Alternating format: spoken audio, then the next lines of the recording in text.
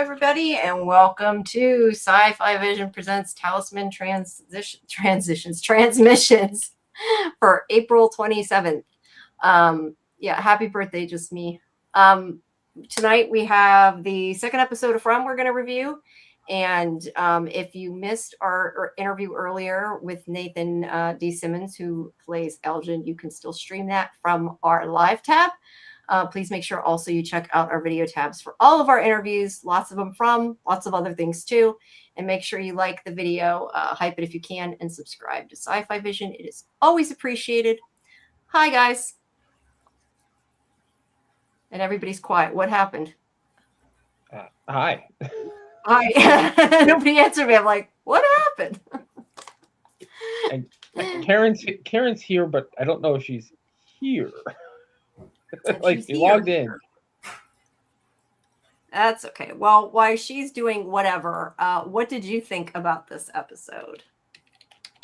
It was good. I mean, I'm glad that I just want to keep seeing. I want an entire show of Julie shadow walking, or story walking. Story walking, yeah. I was really hoping that was going to be something that happened. I mean, I knew it wasn't going to be obviously her going to see Jim because she hasn't cut her hair yet. But yeah, no, I mean, it's second episode dealing with the aftermath of certain things.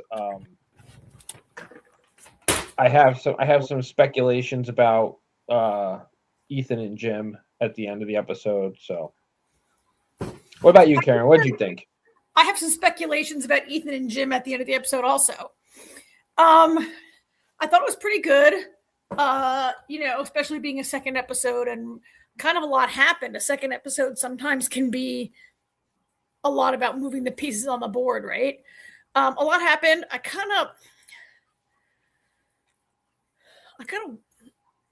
wish more happened with Elgin, just because we had this, came to this great climax of that storyline, and then Acosta had to steal all the attention for herself. That's true. But I thought it was pretty good. I thought it was a pretty good episode, and I'm looking forward to talking about it with you guys this evening. I concur. Yeah. I was going to say, I feel like not as much happened as the first week, but I think the reason why I feel like that, it isn't that not as much happened. It's that we knew Jim was dead. Like nobody, I mean, I don't know, maybe some people thought he wasn't dead, but I think most of us thought he was dead. So it wasn't like as much of a revelation, I guess, as last week. So part of me feels like not as much went down, but it really did. If you think about it, you're right. It really moved the story forward. And I think it was important. I just, for whatever reason, some part of me felt like it wasn't as eventful. And I think it's just because the other episode had such a shock, Well, and also we had all just rewatched the end of the previous season, right? Mm-hmm. So we had a lot of excitement. If we count the right, having just recently watched that, literally the hour before a lot of us watched the premiere, we watched that episode. So I feel like it's coming on the heels of a lot of action. But that's a second episode sometimes for you. Yeah. And I think also probably just because we were waiting so long for the premiere too, Yeah. We didn't wait that long. Not nearly as long as we wait for some of this crap. True. I guess that's true. Came pretty fast. Yeah. All right. Well, hold on. Sorry, I'm trying to do too many things at once. What did Dieter call? What? Oh yeah. What? In the chat, he says I called it. Yeah, I'm not sure what he's referring to either. What did you call Dieter? I don't even see that in the chat. Oh yeah, I see it. I don't know, but we can. Yeah, let's get. He can pop that in, and we can move along. Yeah. All right, so that looks like, is that the That is the clinic? beginning. That's the clinic, right? That's the clinic. Yeah. Yeah. In the clinic. I was going to ask you guys, the one thing I wanted to ask you is, at this part anyway, do you think that she knocked him out, or do you think he just fell asleep? Because that was Who's the one she? thing Who's we had she? discussed. Who's she and he? Sophia. When Sophia touched him, some people had thought that maybe she made him fall asleep. Oh no, I assume she killed him. Wait, what? No, Kenny. No. I mean, Oh, Kenny? No. Yes. Jamie, that's why instead of she and he, you got to talk about who you're talking about. Okay, well, he is in the picture, so I assumed you knew I meant Kenny. I'm sorry, but I can barely see a human in that very dark show. I didn't even really notice that Kenny was there in this picture we're looking at right now. No, I assumed he fell asleep. And if in last week's episode, everybody's very tired. She kills her father, we see her peek out the door to make sure he's sleeping. Yeah. If she was going to use magic, then she wouldn't maybe have to worry about him waking up. But she clearly approached that door, or even this shot, she approached that door last week and peeked and looked at Kenny to make sure he was sleeping before she went and had a conversation with the pastor she was about to kill. Yeah. Yeah. That's fair. I feel though, or at least I did before, I think this whole thing though was orchestrated because she wanted him to see it when he called, her going out now. It was all a put on, you know what I mean? I feel because I think that, the monsters aren't going to attack. That's kind of, I forgot what else I was going to say. I lost track of what I was going to say.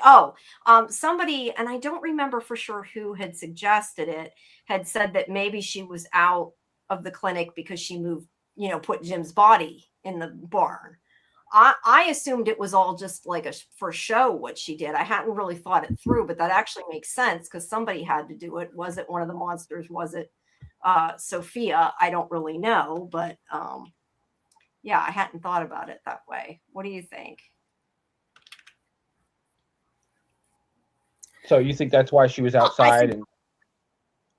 No, I didn't think of that. That's what some people had said. I didn't it hadn't occurred to me. I thought it was just kind of all for show, right, for her to get him scared and think she was going to die, and she's so innocent and boo-hoo. I don't know. I tend to agree with Jamie. I think that she certainly didn't go walking all traipsing around and dragging bodies around and doing all that. It would take hours, and Kenny could wake up at any time and notice she was gone. And Man in Yellow, if we're assuming that he's higher in the hierarchy than the monsters, his monster friends did it, right? Also, Jim's body, if we're going to see the shot, it appears to be further damaged than what Man in Yellow just ripped out, slashed his throat. Jim's chest appears to be attacked also, which other monsters might have done. Yeah. Well, I don't know. It was an interesting thought, though. My point is, I hadn't thought of that. Interesting thought, but like Karen just said, Kenny could have woken up at any time, and then he would have been where the hell is she? Yeah. Plus, she could have been spotted by somebody. She could have been painting on the barn, though, or that part. Well, maybe we can discuss this when we get to that scene. But yeah, Kimberly also thought she was up to no good doing all that. That Kimberly thinks that Sophia was running the errands, not the monsters. I definitely think the monsters ripped Jim apart. But he's very lightly damaged compared to most people. Well, his whole chest is cavities missing. I don't know that I call that lightly damaged. I didn't think his whole chest cavity was missing, and he's not ripped apart. His body is in one piece. He's not, you're right. He is in one piece, but well, I'll show you with it. He's got his whole chest has been ripped out, like we've seen before, because his whole rib cage is ripped apart. But yes, he is in one piece, so technically that's true. All right. Okay. I'm gonna hit some stars here, and we're gonna come to you guys. Okay. Yeah, we'll come back to that. We'll come back. All right. I saw that. I took a picture because I thought of you guys. I'm I wonder if that's it could be a lock joke there. But anyway. But yeah, I just felt like the whole thing was for show, I guess, to make him think she was in danger when clearly she was never in any danger, to have a reason to worry about her, and to make him, endear herself to him, I guess, too, by her being the innocent. You mean Jamie? He's gonna take care of. I mean Kenny. Yeah, no, I was gonna say you mean like to trigger a protective instinct in Kenny, something like that. Yeah. Yeah. I think that she's acting all innocent and like she's grieving and everything, so that way he's like, "Oh, poor Sophia" type of thing. Yeah. And like I said, I think that she wanted him to think that the monsters were going to get her, and like there was no chance of that happening. So yeah, I think the whole thing was just for show. But I mean, I get them buying it. She's believable, other than because we know the truth. So I get that but she shouldn't have ran out. Like, but at the same time, I'm like, I guess if you were freaking out because your father just died that way, you might too. I don't know, but she needs to learn the rules. Like, there's no precedent for monsters walking among them in disguise inside a talisman protected room, right? And looking normal. Yeah. So, is it me, or do her fingers look creepily, weirdly long in this picture? I think it's you. They don't look weird to me, so I don't know. Fingers look really long. Yeah, I don't know, maybe a little Probably bit. because it's like so dark that you can't see anything, and then there's her glowing fingers on his sweater. Yeah, it might be. Susie said a combo of gaining sympathy, connection, and just like the monsters like to play with people and freak them out. Yeah, it was fair. Nope, definitely. All right, so so the father is dead now. We knew that, but now everybody knows that. And then we have the opening scene with Elgin and Boyd, and Boyd saying to Elgin that he needs to talk to him. And it's really about him warning him not to tell anybody what he did, as he says, what we did, what you did, what we did. So I don't think he's so much worried about what Elgin did getting out. I think he's more worried about him torturing Elgin getting out. I don't know. How did you feel about that? I know we talked about some of this earlier during the interview, but. Yeah, let's pause for a second, Jamie, and remind everyone in the chat, if you didn't know already, we interviewed the actor, Nathan Simmons. Yes, we interviewed Nathan earlier, and you guys can still find it on the live tab. We talked about the scene with him, so make sure if you haven't that you guys check that out. And also, don't forget, tomorrow at 8 Eastern, we have Samantha Brown, who plays Acosta, coming too. So another interview. We got a lot right in a row.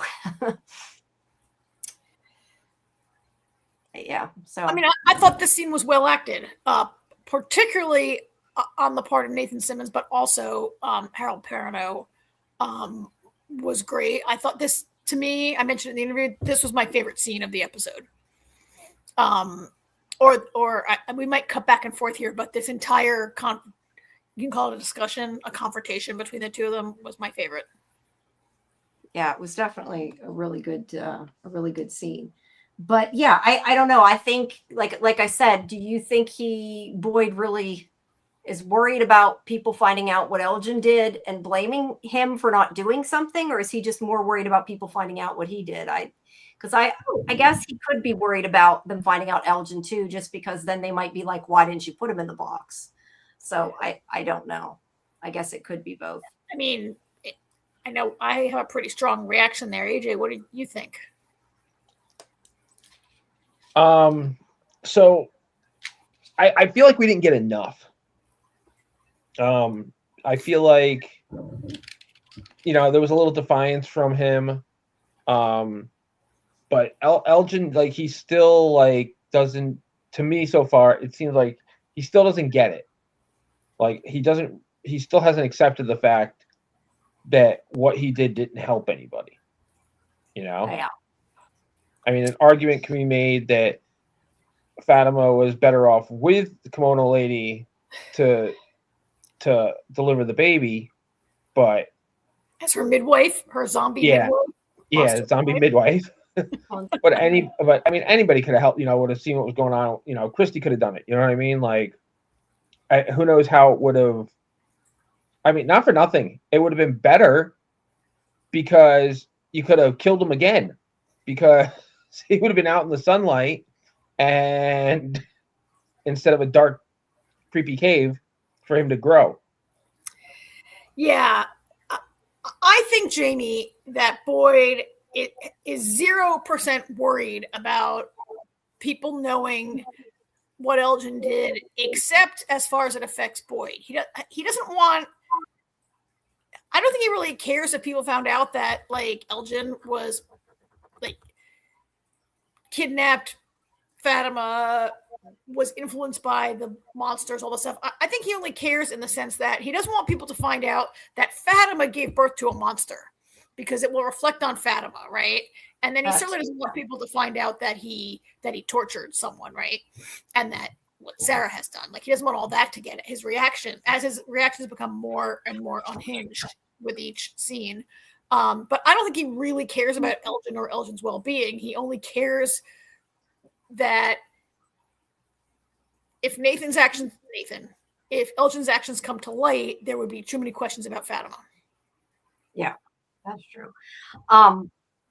I do find it interesting, though, that he does seem to, and I guess I had thought maybe after the last episode he didn't so much, but at least Nathan's playing it like he does, so I guess he still thinks that like what he did helped and that there's a way out of this. Like it kind of baffles me a little bit that Elgin, look, I get if he's doing it because he's trying to convince himself what he did was right. That I can understand. But that he thinks that like that they're going to get to go home because she had the baby. He makes that comment in the previous episode. And it's like, when is this going to sink in, kid? You're not going home, you know? But yeah, I agree with what you said earlier, though. I do like that he sort of stood up to Boyd a little bit. And it's like, well, what if I don't want to do this? I could even see maybe in the future, and I said this earlier, that like maybe he feels guilty and he tells people because he doesn't care what happens to him. I mean, we don't know, but that would be a bad idea. But yeah, I don't know. Like I said, though, to be fair, if people find out what Elgin did, though, they might wonder why Boyd didn't do anything about it. But I don't think it would matter as much as what, the other things. People love Fatima too, like he's killing several birds with one stone. Avoid all-out panic, despair, protect Fatima, protect Sarah, protect Elgin. Yeah, it's also kind of like I can force him not to tell about what she did by threatening him with this. When I see that in writing, Susie's comment, it's interesting that Boyd has like set himself up to protect all the people who are being used. Fatima, Sarah, Elgin, like protecting all these people, which I think is not the Boyd we met in season 1, right? In episode 1, he put someone in the box who didn't really, he got drunk and left his family vulnerable. What that guy did in episode 101 is so much less than what all these 3 people have done, right? Yeah. Maybe Fatima, but. Do you think, though, that he can forgive Elgin? Like you say, the town or whatever monster, whatever's talking to him, voices got him to do it. Like he didn't really do it to hurt Fatima. So I kind of wonder, like, can he get over it? Can Ellis get over it? I don't know the answer to that, but it's interesting because they do seem to forgive, or he does seem to forgive Sarah at this point, where before he wouldn't. And we've kind of moved on from that. I mean, maybe the rest of the town hasn't, but Boyd has. And so, yeah, what does he do to make up for that? Like she sort of made up for what she did almost by what she did to Elgin in a way, Yeah, I don't know. I just question like how they can all come back from this and move on from this. Yeah. I don't know. I'd like to hear what. I have a thought on that. AJ, do you have a thought on that? No. I feel like none of them directly did anything to Boyd's family, and because Elgin did something to Fatima is the reason why Boyd it holds him to a different category. Because okay, he kidnapped her and locked her in a base in the whatever that place was. On the underground cellar. Like it's not as bad as killing someone, but they didn't know where he put her. Like he could have put her outside and tied her to a tree so monsters could eat her. Like nobody knew where he put her until they tortured him to find out. Yeah, and just because he said she was safe, I mean, she was safe. They didn't do anything to her, but he didn't know they weren't going to. Not really. He was taken a chance that they weren't going to hurt her. But I mean, it's no worse than what Sarah did. In fact, it's less than what Sarah did. Like Boyd also knew that she's a killer, like, right? That she'd killed someone, and like Boyd's protecting her. I mean, the baby made her kill Tilly. Well, the monsters made Sarah kill people, right? Like what's the standard here? It's yeah, that's what I'm saying. They made him do it too. It's slightly different in the fact that Fatima had as an entity in her controlling her, whereas Sarah was told to do it. She was. I mean, Sarah's more like Elgin, where she was told, "Oh, do this, and I promise everybody's going to go home," and she just believed it. You know, she was naive, much like Elgin. Where with Fatima, nobody told her to kill Tilly. It was an impulse because of Smiley in her belly. Yeah. Wow. Here's two good comments. It's true that Boyd never actually wanted to use the box. It was just a tactic to keep the town organized. Yeah. And it was pressure from Khatri that he actually used it and convincing him that it would take his ability. Actually, no, because if you remember, it wasn't even. I mean, Khatri was saying you have to do it because you brought it up. Otherwise, people are going to, you know, I get Khatri's point, but it wasn't even Khatri. It was, what the hell is that guy's name? The guy who went in the box? Oh, the guy, yeah, the father who was I can't remember his name. Charlie? Like, I deserve it. Put me in the box. I can't live. He actually made the decision himself to go in the box. Yeah. Boyd was going to let him run.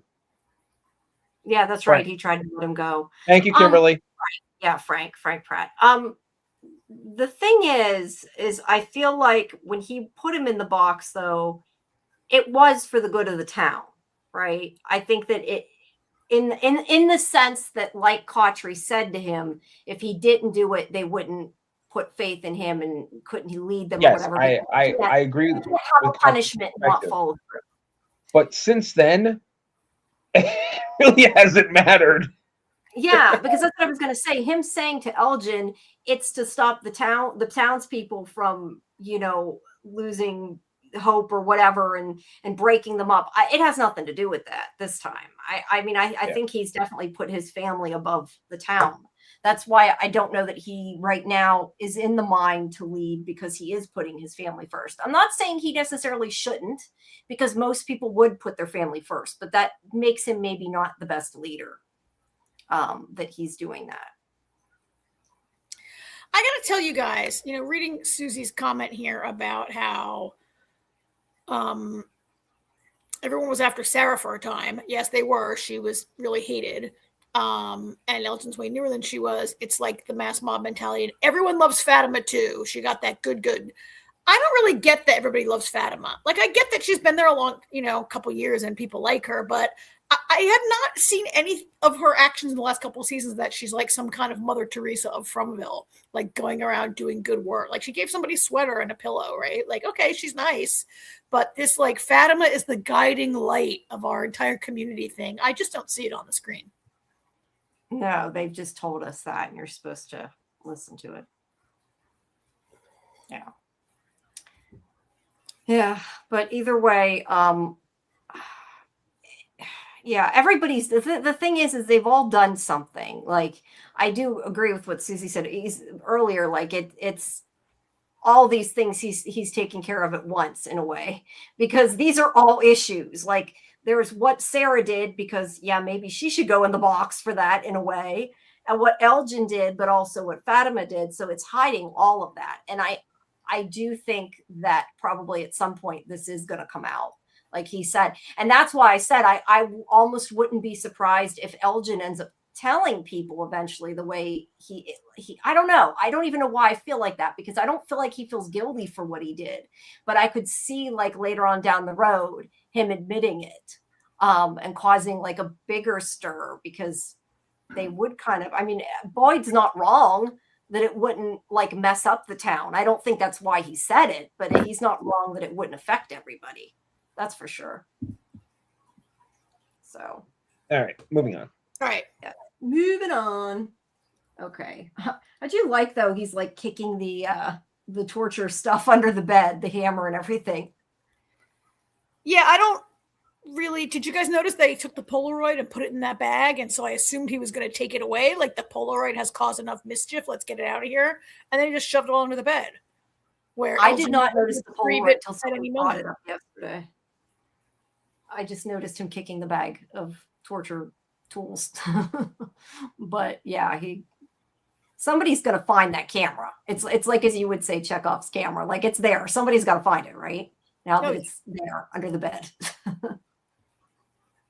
Who knows? Maybe Elgin will come back and get it. Yeah, definitely. Yeah. All right.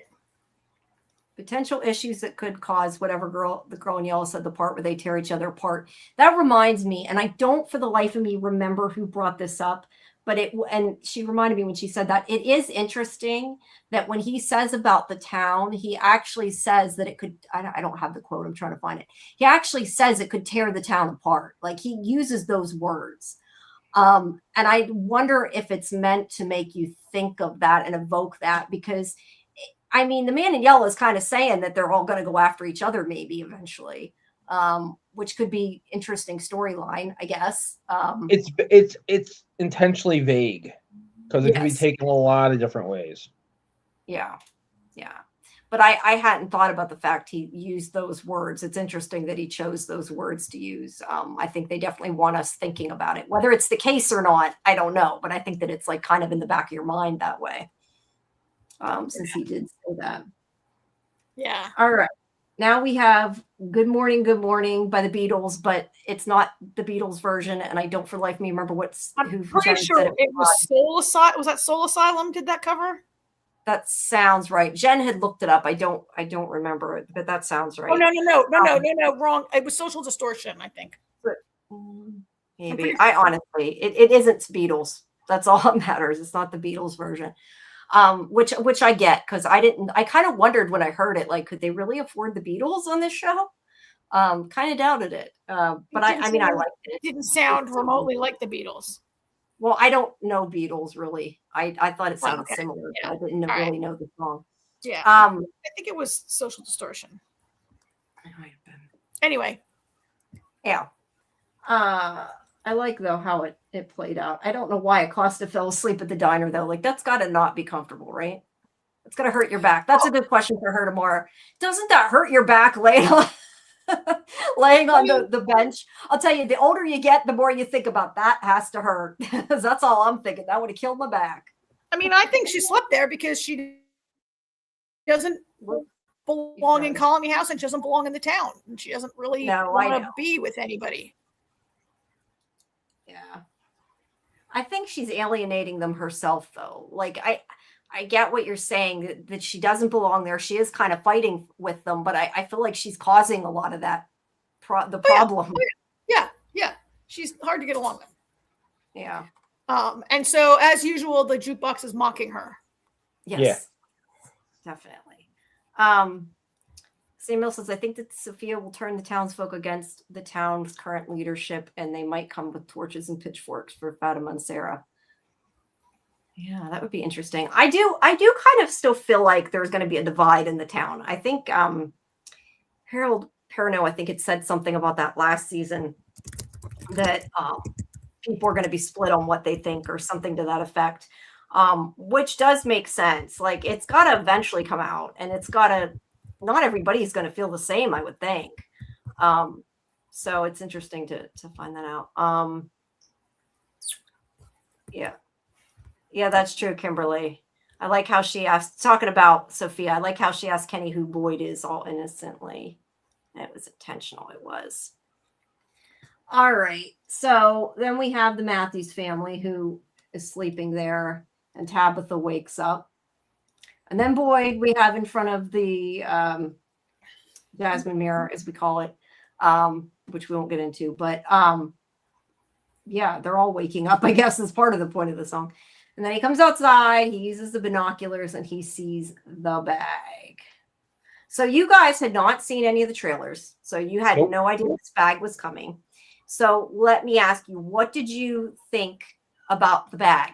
And I don't know, we were asking about it earlier. That was what Dieter was saying, I think. Yes. He was saying that I start is coming. Yeah, Jim wasn't in the bag and was in the barn. They gave away Yeah, too much in the trailers. Just means that he was going to be hanging up for now.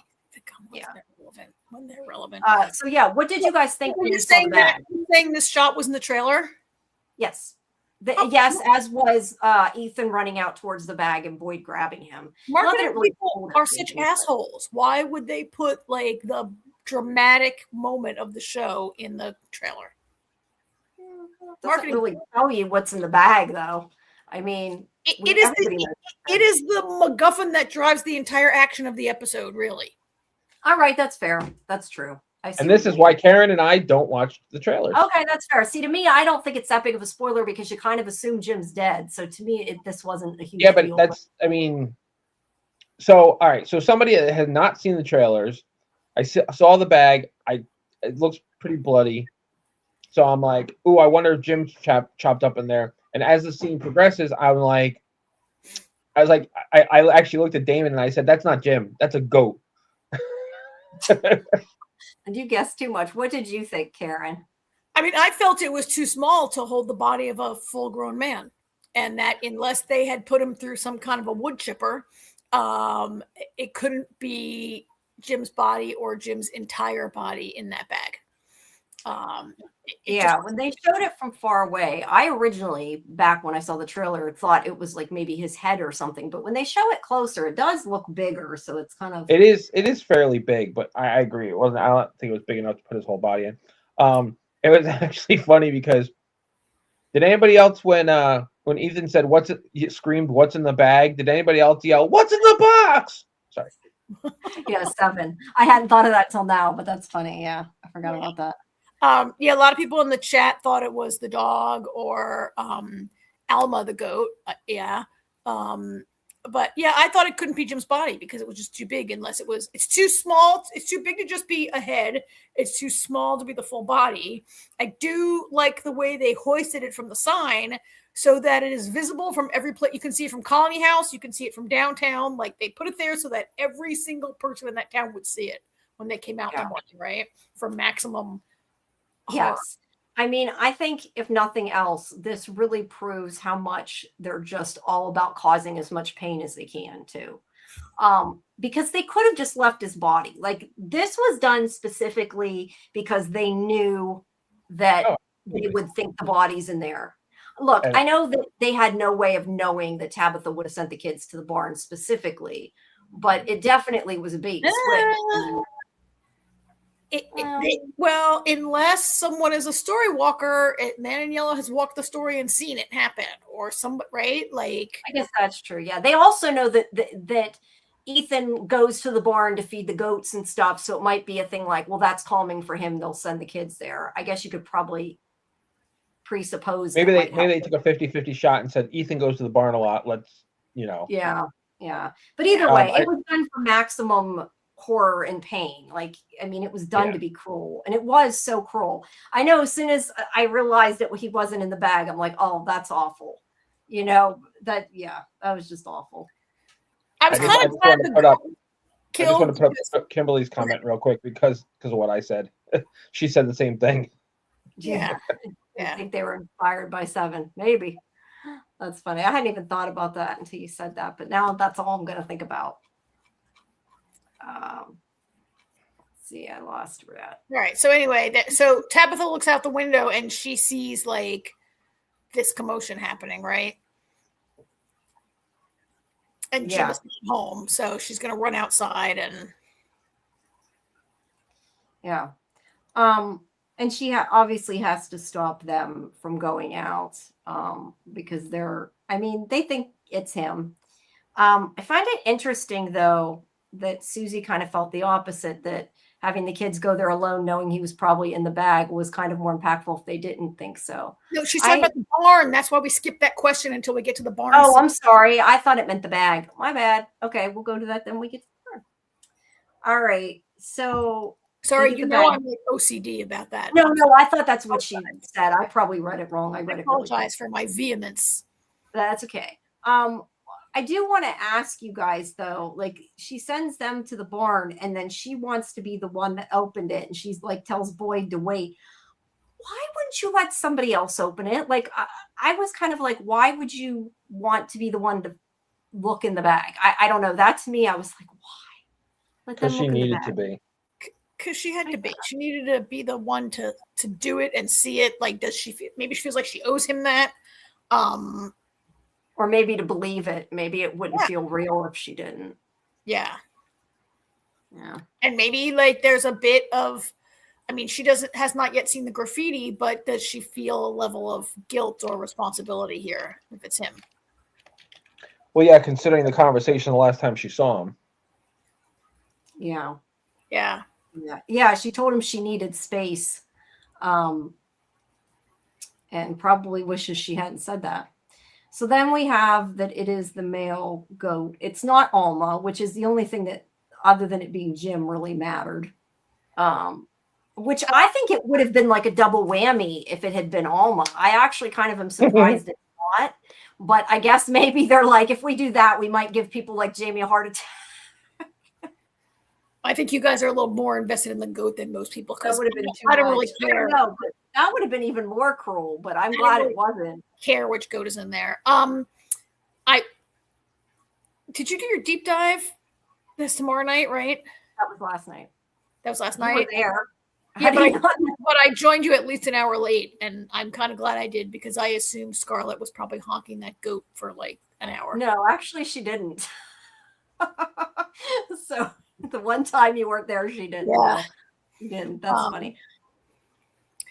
Ethan seems to have a sense immediately. He's like, "Is that Dad? Is that Dad? Is that Dad? Is that Dad?" I mean, Dad's been gone. It's obviously like who's unaccounted for. 46 people are there, and Jim is not. Right, so. I mean, Ethan's jumped to the conclusion. Well, I think they're all thinking it. I think everybody that isn't them is trying not to say it because they don't want to make it worse. And I think Julie is trying not to say it for the same thing because Ethan's there. Yeah.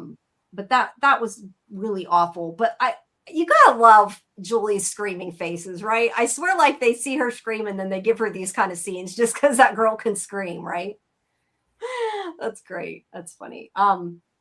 But yeah, I mean, I make fun of it now because like we've seen it and I laugh about it. But I mean, I definitely felt it, and I definitely was affected and thought the scene was done really well. I don't mean that it wasn't. I just think it's funny now when you look at screenshots. Oh, I was gonna put the other thing on. I still freaked out though. The kids going there alone, knowing he was probably in there, was kind of more impactful than if I didn't think so. Honestly, so I get it because Susie had seen the trailer, and you guys feel that the trailer gave away. They showed the bag and they showed the barn, right? And you guys felt you could anticipate that in the barn. So okay, so I get that. So there's like a foreboding that was built up for those of you guys who kind of expected it. Yeah, I think people either thought it was, a lot of people thought it was the dog. I don't know why people thought it was the dog. I never understood why people were saying that. There was some kind of photo that made it look like a dog. The photo showed fur. To me, that wasn't proof of anything. So I don't know, but the dog's a ghost. Yeah, and it hasn't been seen since like a million years. Yeah, I agree with you, but a lot of people had thought that. I just want to put this up because I hadn't thought about that. I have a feeling Alma's going to watch all her animal friends die, even though Ethan wanted her to die first. They did have a conversation about that where he said he didn't want her to watch them all die. So that's kind of some bad irony there. Or intentional. Yeah, I'm sure. Why are we talking? What are we talking about? We're not. No, I'm just reading what they're talking about. It's not a relevant conversation. Oh. All right. Julie screams, hugs Ethan. And the one thing I did say last night is that I do appreciate that because Tabitha's in shock that Boyd sort of took over not that he's like a father to them, but sort of that parental, like he took over. I got to protect these kids and get them away from there. Like he tried to fix it. He is a father. He did raise a child. No, right. But I mean, I'm not saying he's like a father to them per se. I'm just saying in this moment it took over and he. He's the father of the town and Donna's the mommy. Yeah, that's true. That's true. I guess they must be talking about her highlights. I said that last night because she does have like really good highlights for being gone for months. That's not what they're just talking. No, it's not. Okay, hair well, is not the focus of this scene. Okay, well, I'm still allowed to think it. You are. All right. Anyway, I like that he stepped up. Was my point with that. I thought so. Julie's scream is getting a lot of praise, as it should. I thought Tabitha's scream in the scene was pretty excellent. Also, when she says, "Why did they do this? Why?" Yeah, they were both really good. I want to know why they hung him upside down. Well, I was going to get to that. That's from her dream/vision in the lighthouse when she's seen him hang upside down. What she did? Oh, wow. I forgot about that. Yeah. Everybody's been saying, I think, since the end of last season that they were going to find him hanging upside down for that reason, that they had maybe foreshadowed this clear back then. And clearly they did. Oh, wow. Yeah. And it's also like the tarot card too. We went into that. But see, because you can see the way his leg is too. But if you look, his whole chest is like the ribs are. I have to enlarge that because I didn't see it on my 55-inch screen. And that's his rib cage. Yeah. It's light. My light it's more noticeable later. It's more noticeable later when after they bring him into the church. Oh yeah. Yeah. Okay. It wasn't a real long, like you didn't get to see him that long. So I guess. Oh my God, you guys, I just turned off my ring light and I can see so much better. Well, that would help, Karen. All right. So there's the screaming Tabitha. Why did they do this to him? I was so like wanting to yell at Jade though. Like, why aren't you going to Tabitha? Look, I'm not a shipper like a lot of people with them, but I still was like, you're just standing there, like, do something, help her. I felt like he was just maybe because Jade was in shock. Yeah, he's in shock too. But that was like my first thoughts. Like, maybe he realizes she doesn't need somebody comforting her right now. Sometimes people don't want to be bothered in a moment like this. Right, that's fair. And the night before, she was like, "Get away from me! I don't know if it's real. I need to think about this. Give me some space." That's true. There's the other goats. Knowledge comes at a cost. I don't know. Boyd went to her. I guess I was just kind of like it was Boyd and not Jade. It just seemed odd that Jade's become like close to her and didn't. I don't know that Jade is close to her. I mean, they've been working. Not close. I don't mean close in like a romantic sense. I just mean like they've been close. I don't mean close even in a friendship. They've been working together, but he's a very abrasive and annoying person who her husband hates. And I until yesterday, and I don't really know that I have seen a supportive friendship that she'd find comfort from him. All right, fair. But other people might see it differently on the screen. Some people might have seen something developing that I just didn't see. And you guys could be right. I just feel like they've been spending a lot of time together that I thought he would have been more supportive, I guess. Look, Jade is always. Have you met Jade? I was going to say Jade is always thinking about Jade, so that's a fair assessment. I spend a lot of time with people at work, and I don't want them hugging me. And right, like they're like a working relationship. These two kind of. Yeah, I mean, Jade is. I don't know why people have to always, just because these two were married 200 years ago or however many years they've been coming back here.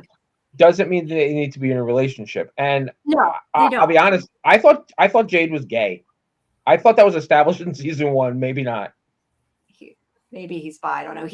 They did kind of hint at that. I thought too, but that was a long time ago. I don't know. But no, I didn't mean it for that reason. I guess since they did have Boyd approach her, I just assumed, even from like a writing perspective, I just was sort of surprised like that it was Boyd and not Jade. I don't know.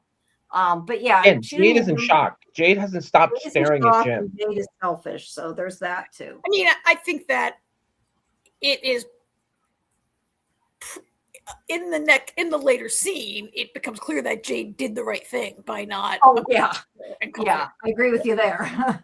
She would not have appreciated it very much. I don't think there. All right, so now I only want to punch her in the face, and it's only her second. I do too. Yeah, I love. You know what though? I'm sorry. She is so good though. Like she goes from like tears running down her face to like that evil smile in like a fraction of a second. Like you said, you're like, no, you want to punch her. She is, yeah, she's really good. I think she's really good at playing that like evil, smarmy, we want to slap her, like, because she's doing a good job. I think it's an unsubtle performance. I think it's a bit much and over the top, but it's only the second episode, and I may come to appreciate her performance better. I think it's supposed to be, though. I think that's kind of the point, because you got to think about it. What we got from the Man in Yellow, and he kind of the puppeteer. He's unsubtle. Yeah, he's definitely unsubtle. That's for sure. I think too, if she's too subtle also, then nobody will notice. And I feel like eventually we want somebody to notice, right? Because somebody's got to figure out. I know we talked about that last night when you weren't here. We were saying, would Sarah be the one to figure it out? Would Elja be the one? Would Victor be the one? I feel like at some point somebody has to notice something's up. So either way, I liked her performance. And then we have Kenny here. And although this part was a little like sus, where they're talking about her father being dead, and then all of a sudden he's like, I'll go take you for glasses. She's like, okay. Like she sort of got over it really quick, didn't she? Yeah, I mean, the scene had to move along, but it was kind of funny the way that she did that. Now, this is where that other comment went that I thought had gone here, saying, and I don't know where it's at now. I'll find it. You speak, I'll look. Yeah. How she's like, oh, who's Boyd? And then she's like, oh, he seems so kind. Like she clearly knew who he was talking about. Well, of course. Very calculated. Can't let that on. Like that. Yeah, but I kind of like that she was calculated like that. But yeah, I don't know. She very quickly was like, okay, I'll go with you to the storeroom, even though I'm like in the middle of a crisis. I'll go. But they have to move along. I mean, maybe you could attribute that to shock, that different people respond to their parents' death differently. They do. That's fair. I'm gonna find it. I'm still looking for it, but I think it was Kimberly, but I'm not 100%. I think it was Kimberly that said it. Why didn't you star it? I thought we did. Honestly, anyway, whoever said it, you. Anyway, yeah, it's fine. Yeah, it doesn't matter. Anyway, okay, so they're gonna go to the storeroom. And then we have this was really sad where Ethan's like breaking down. Like, I get it. I kind of felt like I didn't know how to feel. Like, part of me felt bad for Tabitha because of the things he's saying. But then the other part of me is like, she should understand that he's trying to, like, he has to blame somebody. He's hurt, right? So she shouldn't have been like so offended that he said the things he said. Like, he's a kid, he's upset, he's angry, he doesn't know what to do, and he's lashing out, and it's totally normal. And I feel like she got too upset over it, but she's also in shock and upset too. So is she offended? Like, she raised Julie. I'm pretty sure Julie has told her, I hate you 1,000 times. Right. But I mean, AJ, we weren't fighting. AJ's on his third teenager. Have you heard that in your house before? I hate this place and I hate you. I think it's a common teenager, right? She just was so. I guess my point is she was defensive because she told Julie we weren't fighting. Like, and she's like, it doesn't matter. Like, it nobody can't. Like, that's not why he's really yelling. And she didn't seem to. Like I said, I get she's grieving too, but it's still hurtful. And he said it to be hurtful. Yes, but he's also what, 9, 10. So he's. Yeah. I mean, there's a time and a place where that kind of talk might earn you smack across the face. I think if that happened in here, people would have more of a problem with it. I mean, he's accusing her of it being, it's her fault that he didn't come home and all the stuff, which is ludicrous because Jim knew enough to find a place to go. It's not her fault. Like, it's not like Jim's like, oh, I guess I'll sit in this field and die because Tabitha and I had a fight. But I think he just needed somebody to blame. I don't think he really thinks it's her fault. I think he's just, upset, mad, yelling. Like you said, you've heard I hate you before. It's not uncommon. Yeah. I guess we've gone astray, but I feel like the criticism of Tabitha in this scene and in general, I find to have been a lot of piling on. Yes, we had quite a discussion last night, AJ, about is Tabitha a bad parent? But we had. Apparently, I'm the only person who does not consider her a neglectful parent. Maybe if the kid did what he was fucking told, they wouldn't have to look for him all the time. Yeah, he's like There's Carl. that. I found Kimberly reposted it. She said the Boyd comment I made was that I thought it was intentional to act innocently and coy, and then she was going to stir the pot. Yes. Oh yeah. Yes. All right. But it was getting dark. I didn't do anything was the point. She didn't do shit by looking for him. She didn't. You're not wrong. What do you mean? They did sort of like, I don't know. Did you not feel last week? I can't remember what you guys said, if you agreed or not. A lot of people, myself included, kind of felt like they didn't. It was still light out. They should have went and looked for him, and they were just kind of like, "Oh, Jim's not here." No, it was getting dark. It was getting dark. It was like 10 minutes from sunset. I guess, but do you not remember all the other times when one of them's been gone that the kids have like flipped out and they've had to like restrain them to stop them from going to look for him, and it's Jim, and they're like, eh. Listen, it was 10 minutes before sunset. Jim has been here long enough now to know to hide somewhere and get cover, and it didn't matter because he was already fucking dead. Well, but they didn't know that. No, they didn't know that. But again, how many times have people been out and about and they're, and they don't go looking for him either? I mean, it gets dark quick in this place. You gotta remember, this is a weird town where full days aren't always full days. As soon as it starts getting dark, it's gonna be dark soon. I guess Tabitha didn't seem very concerned to me. Not like she should have been, but I think it was like she kind of couldn't be in a way because we already knew he was dead, so it didn't really. I mean, do you think maybe she would want to freak out and make her children more nervous? Or yeah, and let's not forget. Okay. And let's not forget, where do they look? They don't even know where to look. You're gonna take all right, everybody. Jim, we don't know where Jim is. It's getting dark. He's usually home by now. Everybody fan out. They couldn't find Fatima, who was in a fucking root cellar. And you gotta remember, this town is bigger than what we perceive on TV. Like, everybody might get places quickly because nobody wants to watch somebody walking for half an hour. I tell you what, when we go to Fromville, Jamie, and someone's missing, you go look, and AJ and I'll stay home and wait. I'm not the person you want looking for people because I won't either. I may say that, but I wouldn't either. I mean, I think if you were my husband, I would have, but I mean, I think if Tabitha, what are her choices? To go out by herself and look for Jim, or to stay home and prevent her child from going out by himself and looking for Jim? I think she made the right choice. I'm not saying she made the wrong choice. I just feel like, and even I see Jen agrees with me, like she didn't seem that concerned. It was the way they played the scene, I think. But I also feel like maybe they didn't bother because we all knew already. Like, I don't know if it would have landed the same even if they did have or and this is a really far out notion, maybe Tabitha had faith in Jim that he knew to get inside somewhere. All right. Oh, I see that. Actually, he is an adult. For the past 2 months that they've been. Yeah, I mean, exactly. He's an adult. He knows what's out there. He knows what can happen. Maybe she just figured, hey, he's capable of taking care of himself. I mean, look, is it possible he tripped in a hole and broke his ankle and was like stuck out there and needed help?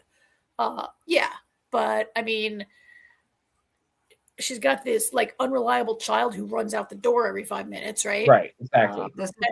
And I think, she doesn't seem concerned, but I think the right thing to do is to not let the children know you're terrified and to say, Dad, I'll be okay. He knows what to do. That is a good point. He'll find a place. Like, think about it. Like, oh, I'm so worried about your father. What if he's dead? Like, what good does that do? Yeah. I mean, think about it. Jim was so, not paying attention to Ethan, and he ran out after his mother. You know what I mean? So, I mean, Ethan does not listen. I feel like no, Ethan does not listen. You're right about that. I feel a little bit like we might be ganging up on Jamie right now. So, all of you are entitled to how you read the scene, and 2 against 1. Yeah, I need to put one thing. No, but I said I think that would also read differently because we knew he was dead. Like, maybe if we didn't know that, we wouldn't have felt the same. I don't know. Jen, this is this is correct, but you don't have a phone to call, and like you don't go out and just drive randomly around the entire town all night when you don't know where to look. I mean, she knows where she left him, and it's kind of far. Like the RV is kind of far, right? Yeah, I guess I don't know how. You know what? I'm going to put this in perspective. I don't know how old our chatters are, but there was a time there was no cell phones. That's what being in From is like. And in the 80s that I grew up in, if somebody didn't know where somebody was, the general consensus was, they'll turn up. Yeah. I'm not even joking. Like that was. I just wonder if we would have felt differently if we didn't know his fate already. Like I feel like I'm saying I get maybe what you're saying there, being more hard on her because I already knew he was dead. Like maybe if I didn't know that, I would have. So if we didn't know what he said, would we have been more worried? And would we have read her? Yeah, I don't know. Worried or not been worried because people like me who don't like Jim and. Yeah. I mean, look, I didn't love Jim before either, but now I feel kind of bad. Like I didn't hate him, but he was sometimes annoying. To be fair, Jim had flaws, but I didn't hate the guy. No, I didn't want him to die. I didn't like him, but he doesn't deserve to have his throat ripped out and be strung up. Yeah. Yeah. All right, moving on. Oh, I didn't think about that. We didn't look at I'm assuming his neck was ripped out too, but I didn't even could you tell his neck was ripped out? Yeah. I mean, yeah. Not in the barn scene. Not in the barn scene because the way his head was, but you can see it. You can see it better when he's in the church. When you hang upside down, your shirt collar rides up. Yeah, yeah. No, I mean we knew. I just was thinking about it and wondering. 10 p.m. Do you know where your kids are? Commercials. Yep. Yep. And the 80s was crazy, but not as crazy as Fromville. Yeah. All right, they got some problems there. All right, so Donna. Sorry, I skipped one. I'm going in the wrong order. Okay, so Donna comes in and she is just like gonna go talk to them. I wish they had given her more to do in this episode. I really do. But they take the body, and I know what to do, and she failed. Yeah. I don't blame her for Ethan running away. Ethan's Ethan. I don't blame her for that. I blame Acosta. Yeah, because Ethan was gone. Yeah, that's true. Look, I know you guys don't like the deep dive, so we won't go into the whole thing with the shoes that I know people are gonna comment on. We'll just skip that for now. You guys heard me and Scarlett go into it a lot at length yesterday, so yeah, this is where Boyd says, asks what knowledge comes at a cost means, and Jade's like, I gotta talk to you. Yeah, we gotta talk. Okay. Now, this part I gotta ask you guys because it drove me nuts. She says to Kenny, I know how I'm sorry, I heard about Jim. I know how close you two are. Since when are Kenny and Jim good friends? I know they went to Cannibal Village together. I still did not consider them good friends. This just was like one of those things that drove me nuts because I didn't get it. It's actually funny. I made a comment about that to Damon while we were watching it. When I was like, they've been here 3 weeks, maybe a month. How close could they be? Well, when you're under threat of death 24 hours a day, maybe it bonds you a little bit more. I don't know. I guess, but I never felt the closeness between Kenny and Jim. I agree. I thought it was a strange comment, but it is what it is. But yeah, she does tell them, and then she says she can take Sophia to the storage closet herself. And Kenny says okay and lets her go, and then he goes after to see Boyd. All right, so then we go to Jade and his wall of work and trying to figure things out, wall of puzzles. We had talked about, we don't have to belabor it here, but about his different timeline of, trying to figure out how long the loops are and, when they start and end and all that. That's what that timeline is about. And you can read a good portion of it. It's also asking if there's going to be future cycles. He just found out that there was a loop like yesterday. He just found out that he's reincarnated yesterday. Yes. So when did he make a timeline of all the loops?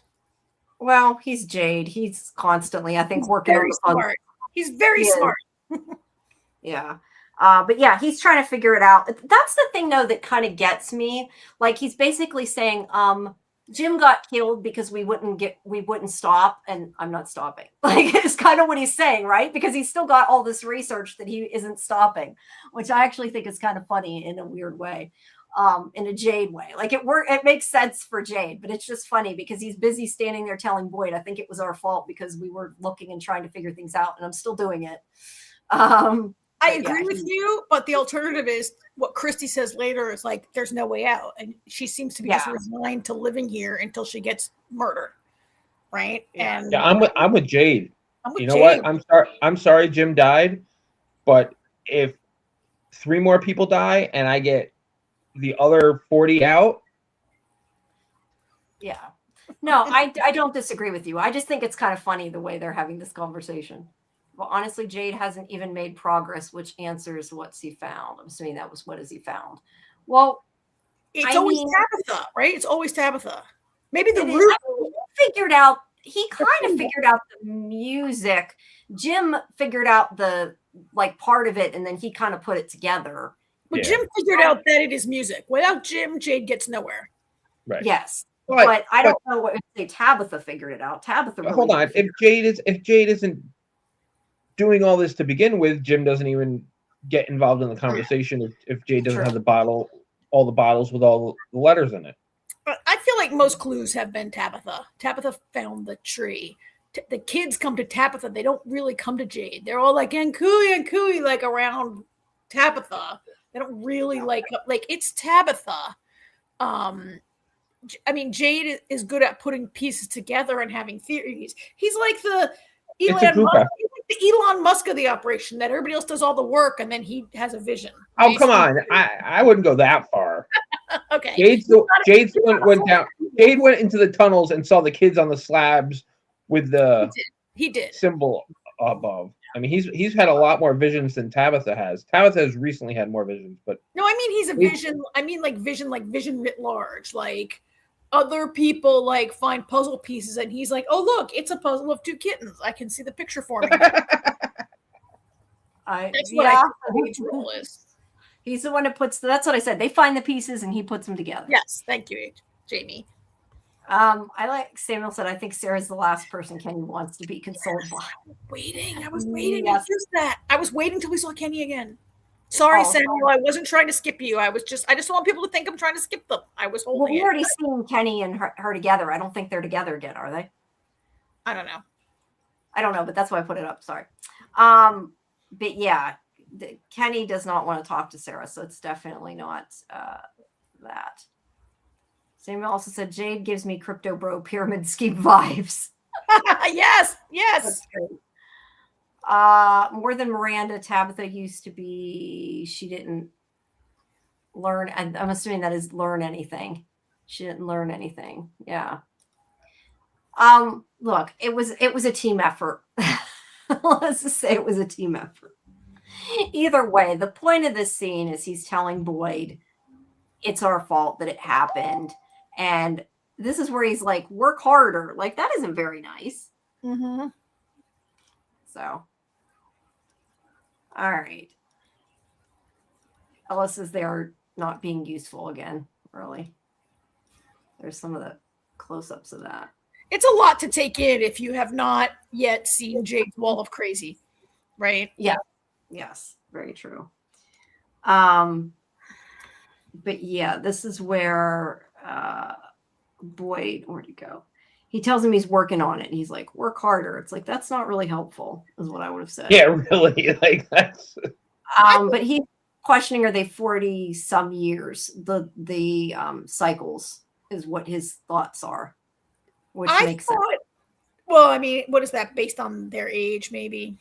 Based on the different dates of the visions they've seen and everything. And it also has a lot too about like when he thinks the buildings were made, like based on what kind of building they are and things like that. Well, I do have some questions about those buildings, but I can hold them. He's seen Civil War soldiers. I think it's been a little longer than 40 years. No, 40 years a cycle. He's talking about in between. Oh, well, yeah. No, see, that makes sense because you have to die first to come back.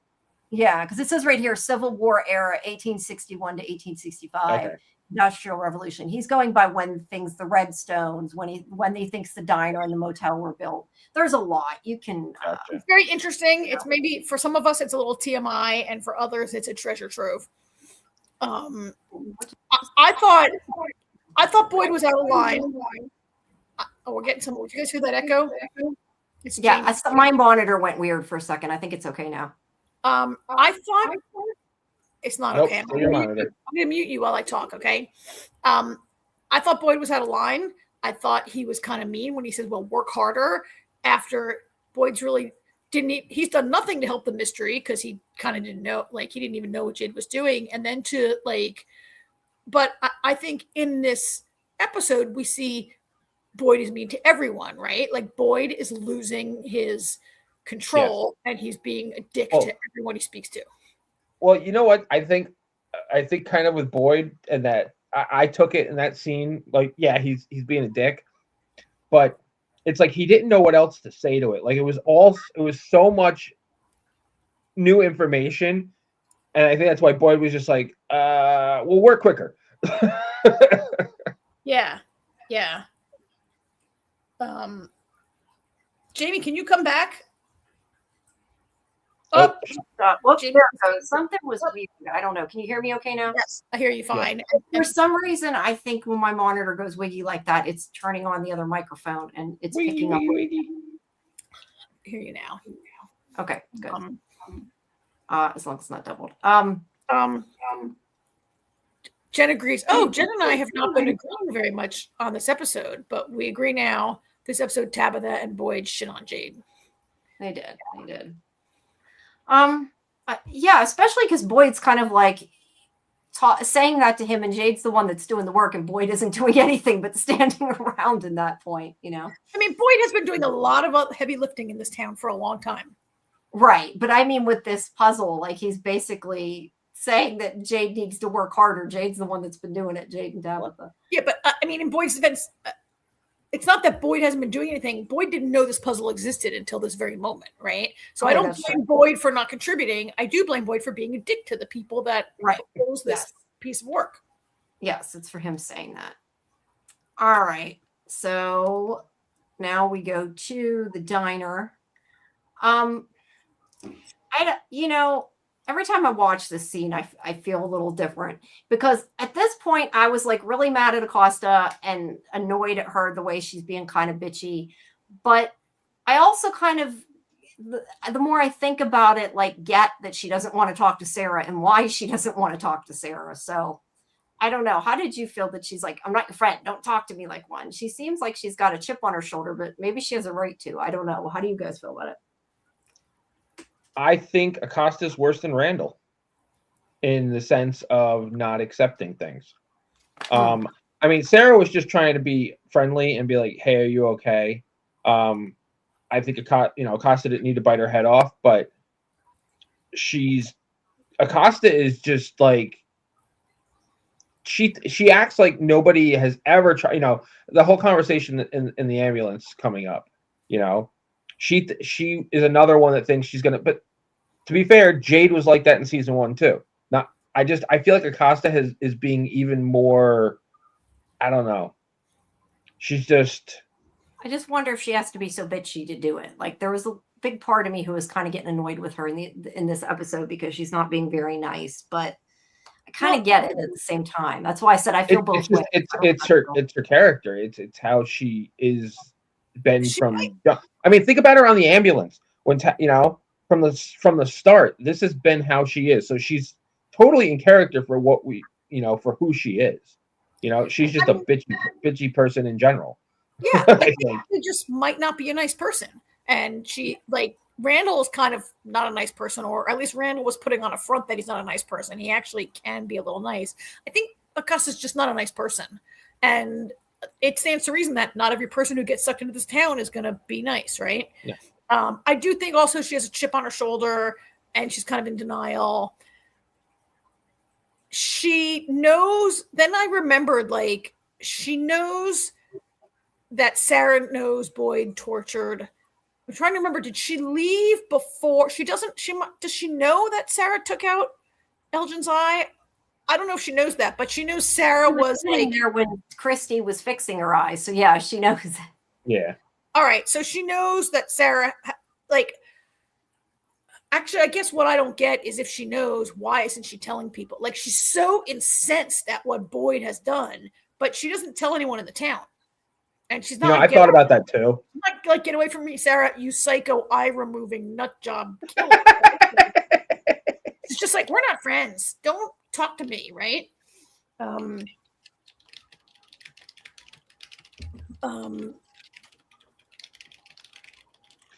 So Alyssa says, I think Akasa's main issue with the ambulance is that she hadn't went in the loop, and what she said about being a good person, and thinks maybe she can get out because everyone else deserves to be there. Oh, like torturers and murderers deserve to be there, but she's a good person, so she deserves to get out. Yeah. To be fair, a lot of what she's seen is a group of people not really being nice to each other. Yeah. But I'm going to recommend that she read a little book called When Bad Things Happen to Good People. Yeah. Like, she doesn't deserve to get out more than other people do, right? She thinks she does. But she's really, like, she was really, a lot of this episode is people being mean to other people just because they can. And they're like articulating their fear and their frustrations and other things as like really spiteful, hateful things they're doing to each other. And maybe this is the beginning of them tearing the town apart. I was just going to say, and this is why this is his favorite part.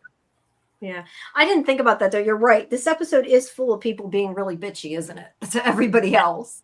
You got people blaming each other and yelling at each other. They're not in good moods in this episode. Yeah. All right. Acosta's comments sound like a religious person swears that their good deeds will get them into heaven. Kind of does. Yeah, a little bit. Mm-hmm. Yeah. All right. So now we have Julie and Ethan. Julie thinks Ethan's asleep. I don't know. I kind of felt like, really? You're leaving him there? But, I mean, I get it. But at the same time, I'm kind of like, you were there with him because he needed you, and now you're taking off too. She has her own grief. She has her own, asking a bereaved person. This is like the one drowning person will take down the other person, right? Like, she has an equal amount of grief to his. It is true, but it's also the fact that I think right now Ethan's like mad at his mom and blaming her and can't talk to his mom, and I think she was the one that was helping him. But why is that her responsibility? It's not. Yes. I'm just saying I felt kind of bad that she left. That's all. He's him. asleep. He was asleep. Well, he wasn't asleep, but she. Okay, because he was faking it. I mean, to be fair, he wanted her to leave so he could sneak out. All right. Which is why he pretended to be asleep. I didn't think about that. Yeah, maybe that's why he did it too. I didn't think about that. The person to blame is the adult in the house, Donna, who was told to look out for him. No, we're not gonna blame Donna. Donna was I downstairs. don't blame Donna for Costa drove by with the ambulance. Yeah. All right, whatever. Also, he willfully went behind and snuck around Donna. It wasn't like he didn't know. Do that. You should expect that of a child to willfully disobey. Who was sleeping? The child who was sleeping. Yeah. All right. So either way, Julie comes to go for a walk, and Donna tries to get her to stop, but she won't listen. But Donna is like, if you need anything, tell me. She's very much trying to be helpful. But yes, I mean, I would also say in Julie's defense in this case, she didn't just leave to go for a walk. She kind of believes that at this moment she can save her father. Right. Yeah. Well, we all knew what she was going to try and do, I think. Yes, we did.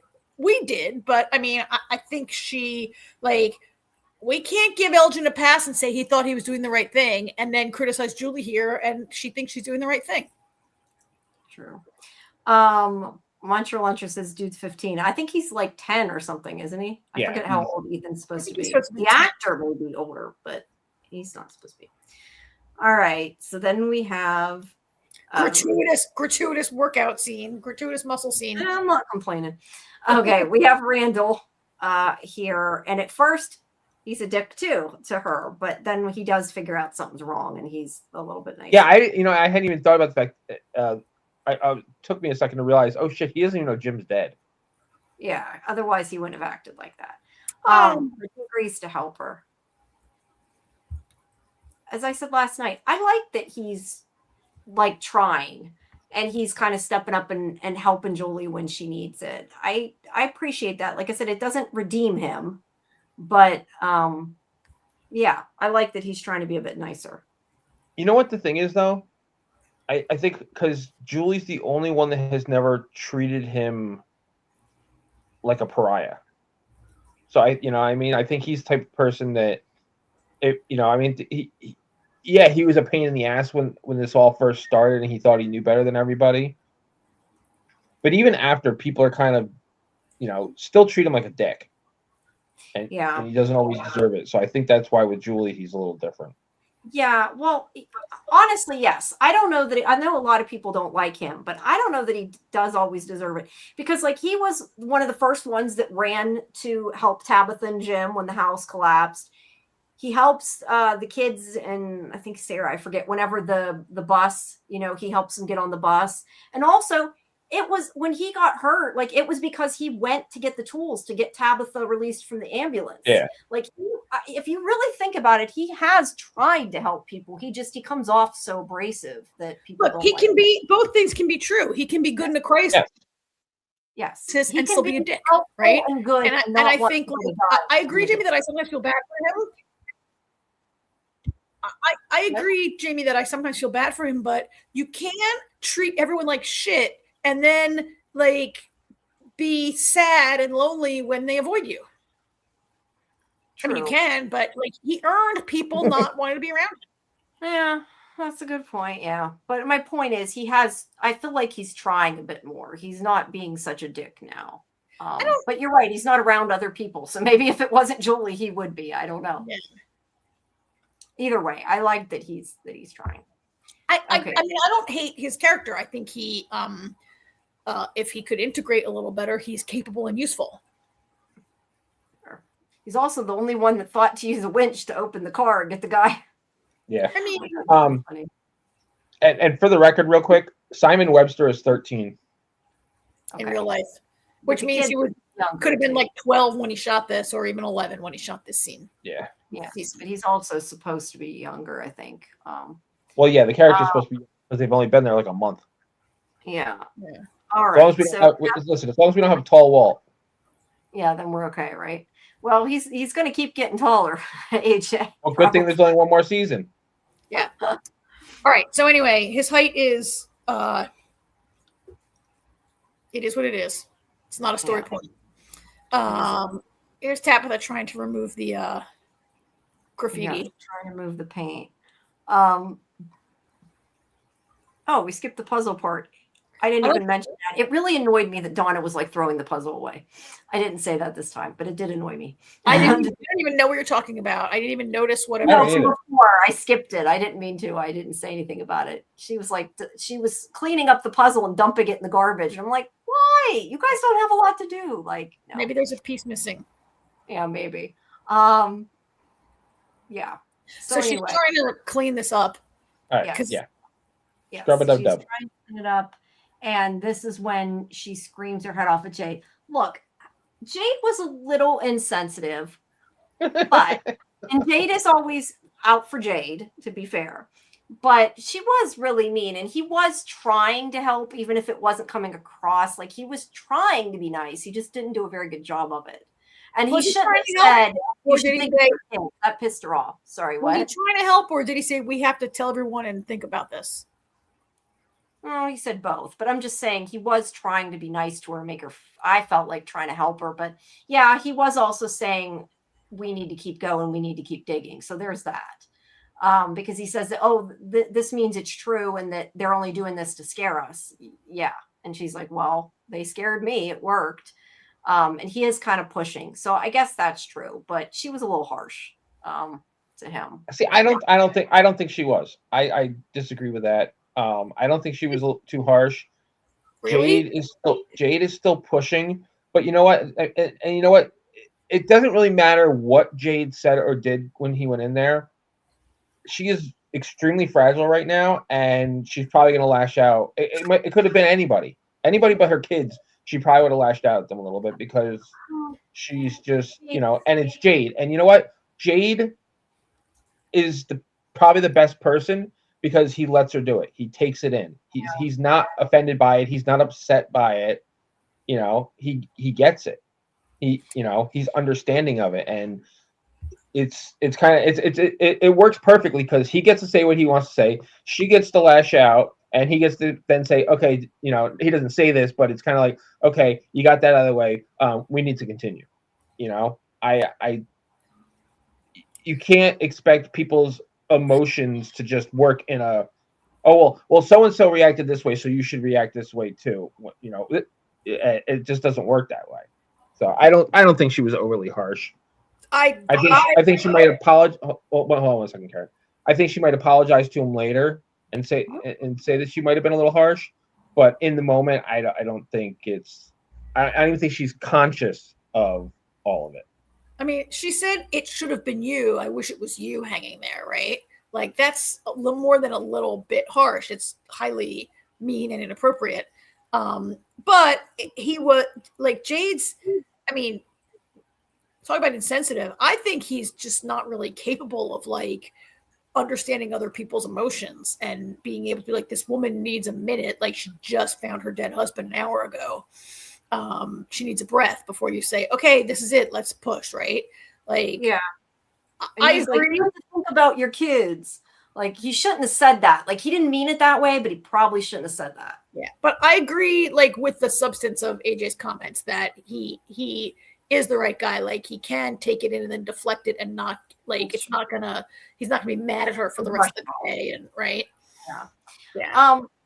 I think she also needs somebody to blame because she knows that she's maybe partial or thinks that she's partially to blame, which they're kind of both to blame. If it was done because of the knowledge, then we know they are partial to blame. I mean, at no point did Jim or Tabitha say, oh no, Jade, don't play that violin. It might not be a good idea. Yeah. And I think she doesn't want to accept that it's her fault too. So she's blaming him, but it's kind of interesting because she sort of did what Ethan did. I mean, Ethan's like, I hate you. I don't want you here. And then she's like, I wish you were dead. I mean, that's kind of what she did. Right. That's a good point, Jamie. Yeah, she turned around and did the same thing. But look, everybody's emotions are high. But yeah, it was harsh. I don't think he said the right thing, but it was still a little harsh. And it was juvenile, just a bit. All right. So more of Acosta, and this is when she says, "Fuck it." Yeah, and we're like, "Ooh, what is she fucking?" I like that though. I wonder if they're expressing the emotions of their past. Not incarcerations. Incarnations. Incarnations, yes, not incarcerations. I knew what he meant, but I couldn't get it out. All right, so she sneaks to the ambulance, which she didn't really have to sneak there, but she did. And she absolutely had to sneak there because as soon as they saw what she was up to, they tried to stop her. Yeah, but it didn't make her go that much. I mean, like she went fast. They saw her right away. I mean, is what I'm saying. It didn't really help, I guess. It's not that she shouldn't have. Gotcha. So they're like, Christy's like, then I'll go with you. I think that Mariel got way too upset over this. Like, I did not, and I know we kind of disagreed about this last night, but I do not think that Christy's life is in danger or that Acosta is tending to do anything that's going to hurt Christy. She's trying to get out of there. She's maybe being a little crazy, trying to, get out. But like, I don't think that Christy was in danger. And I'm not sure why Mariel got so freaked out about it a bit. Because some person that doesn't believe anything anybody's telling them, that is made themselves an outcast, who's driving down the road at speed a lot faster than they should be driving. What if before we get to the strip eventually, what if I don't know, she hit a really big rock or something, or loses control of the ambulance and smashes into a tree on Christy's side of the car and is now dead? Okay, that's possible. I do have one problem with this scene though. I think why did Mariel move from in front of the ambulance? She had her stopped. Yeah, and she jumped. Stay there. She's not going to run you over. I don't know that could really be a thing that I would trust of Acosta right then. I think Jamie, before I know Jamie wants to complete her thought, I think that what we saw on the screen didn't adequately convey the speed that she's driving at. And because the other characters are like, oh my God, she's driving so fast. She's driving like a maniac. And then I just kind of didn't see it. And I think maybe the show didn't You don't think so? well enough. I guess I I'm felt looking at it this way. There's no other, I'm not saying she wasn't driving too fast, and you're right. They didn't really show that she was driving fast, but there's no other cars on the road either. There's nobody there. But it was kind of like, in my opinion, what was she going to do? She's going to go drive around in circles and find out she can't get out like everybody else does, and she's going to give up. She's right when she says she never actually did that. She just took everybody's word for it. So I don't know. I mean, my instinct is that she was just going to do that. Not that she intended to hurt Christy. You're right. She could have wrecked. That is possible if she was going fast. But yeah, I figured she'd just drive in circles until she found out she was wrong. I think she's driving like a maniac. And I mean, you've heard of, one car accidents are very common. You take a turn too fast, you flip that truck, you hit a tree. They have no proper medical facilities. The smallest injury, it's a miracle none of these people die. I wonder if you can't, like, most people die from an infection. You either get destroyed by monsters or you magically get fixed, right? Not magically, but you have this amazing. Maybe got shot and died, so not everybody. Okay, but you don't like. No, I know what you mean. They're in a situation. It's like injuries can be really dangerous, and she's driving. Like it'd be very easy to flip that car, and look at the havoc that was. Now, granted, Jade ran the RV off the road, but like the serious injury that occurred to Ethan in what is essentially there's no collision, right? The thing just flips. Yeah, I think it's a highly dangerous situation, and people get killed in single car accidents all the time. You're not wrong, but I guess my point is she didn't want to hurt her. Like, to me, Marielle acts like she thinks she's going to purposely hurt Christy. I guess that's what I'm not seeing. She didn't want to shoot Nikki either, but she did. Okay, that's true. That's true. Like Marielle's fear maybe is that she's in a car with someone who has killed someone on her first 5 minutes of being in the town. Yes, but she doesn't have a loaded gun at least now. So I mean, okay, she's got a coffin on wheels. Yeah. No, yeah, I get it. You're right. I mean, remember that everyone in this town is on heightened alert and pretty much terrified at all times. That is true. All right, so we have Jade talking to Boyd. He's asking about the fact that they left a message because that's new. Which it is. He says something to Boyd like, "Oh yes, Kenny." We have a picture of Kenny here. Kenny says something to Boyd like, "They left us a message." That's new, and that's because it's from the Man in Yellow. Oh, the graffiti in the yeah. I mean, I don't know if it's because it's from the Man in Yellow. I don't think the Man in Yellow even painted it. Like he told them. No. I'm saying though, we know it's from the Man in Yellow. We're assuming because he said that already. We've heard him say that. But yeah, they're saying that the monsters, nobody's ever left a message. So they would have discussed it, and then they get sidetracked because Marielle comes running in like a crazy person, calling them out, and then they go after the ambulance. Now, it really bothers me that Sophia is dressed like a Mennonite from 1932. I maybe this costume is something that Man in Yellow has worn more than once and is keeping a lot, but I guess it bothers me in television when people of faith also have to be frumpy and right. Yeah, but whatever. Well, I mean, personally, I think he took it from somebody in another cycle, so I think it is an old outfit, but my theory.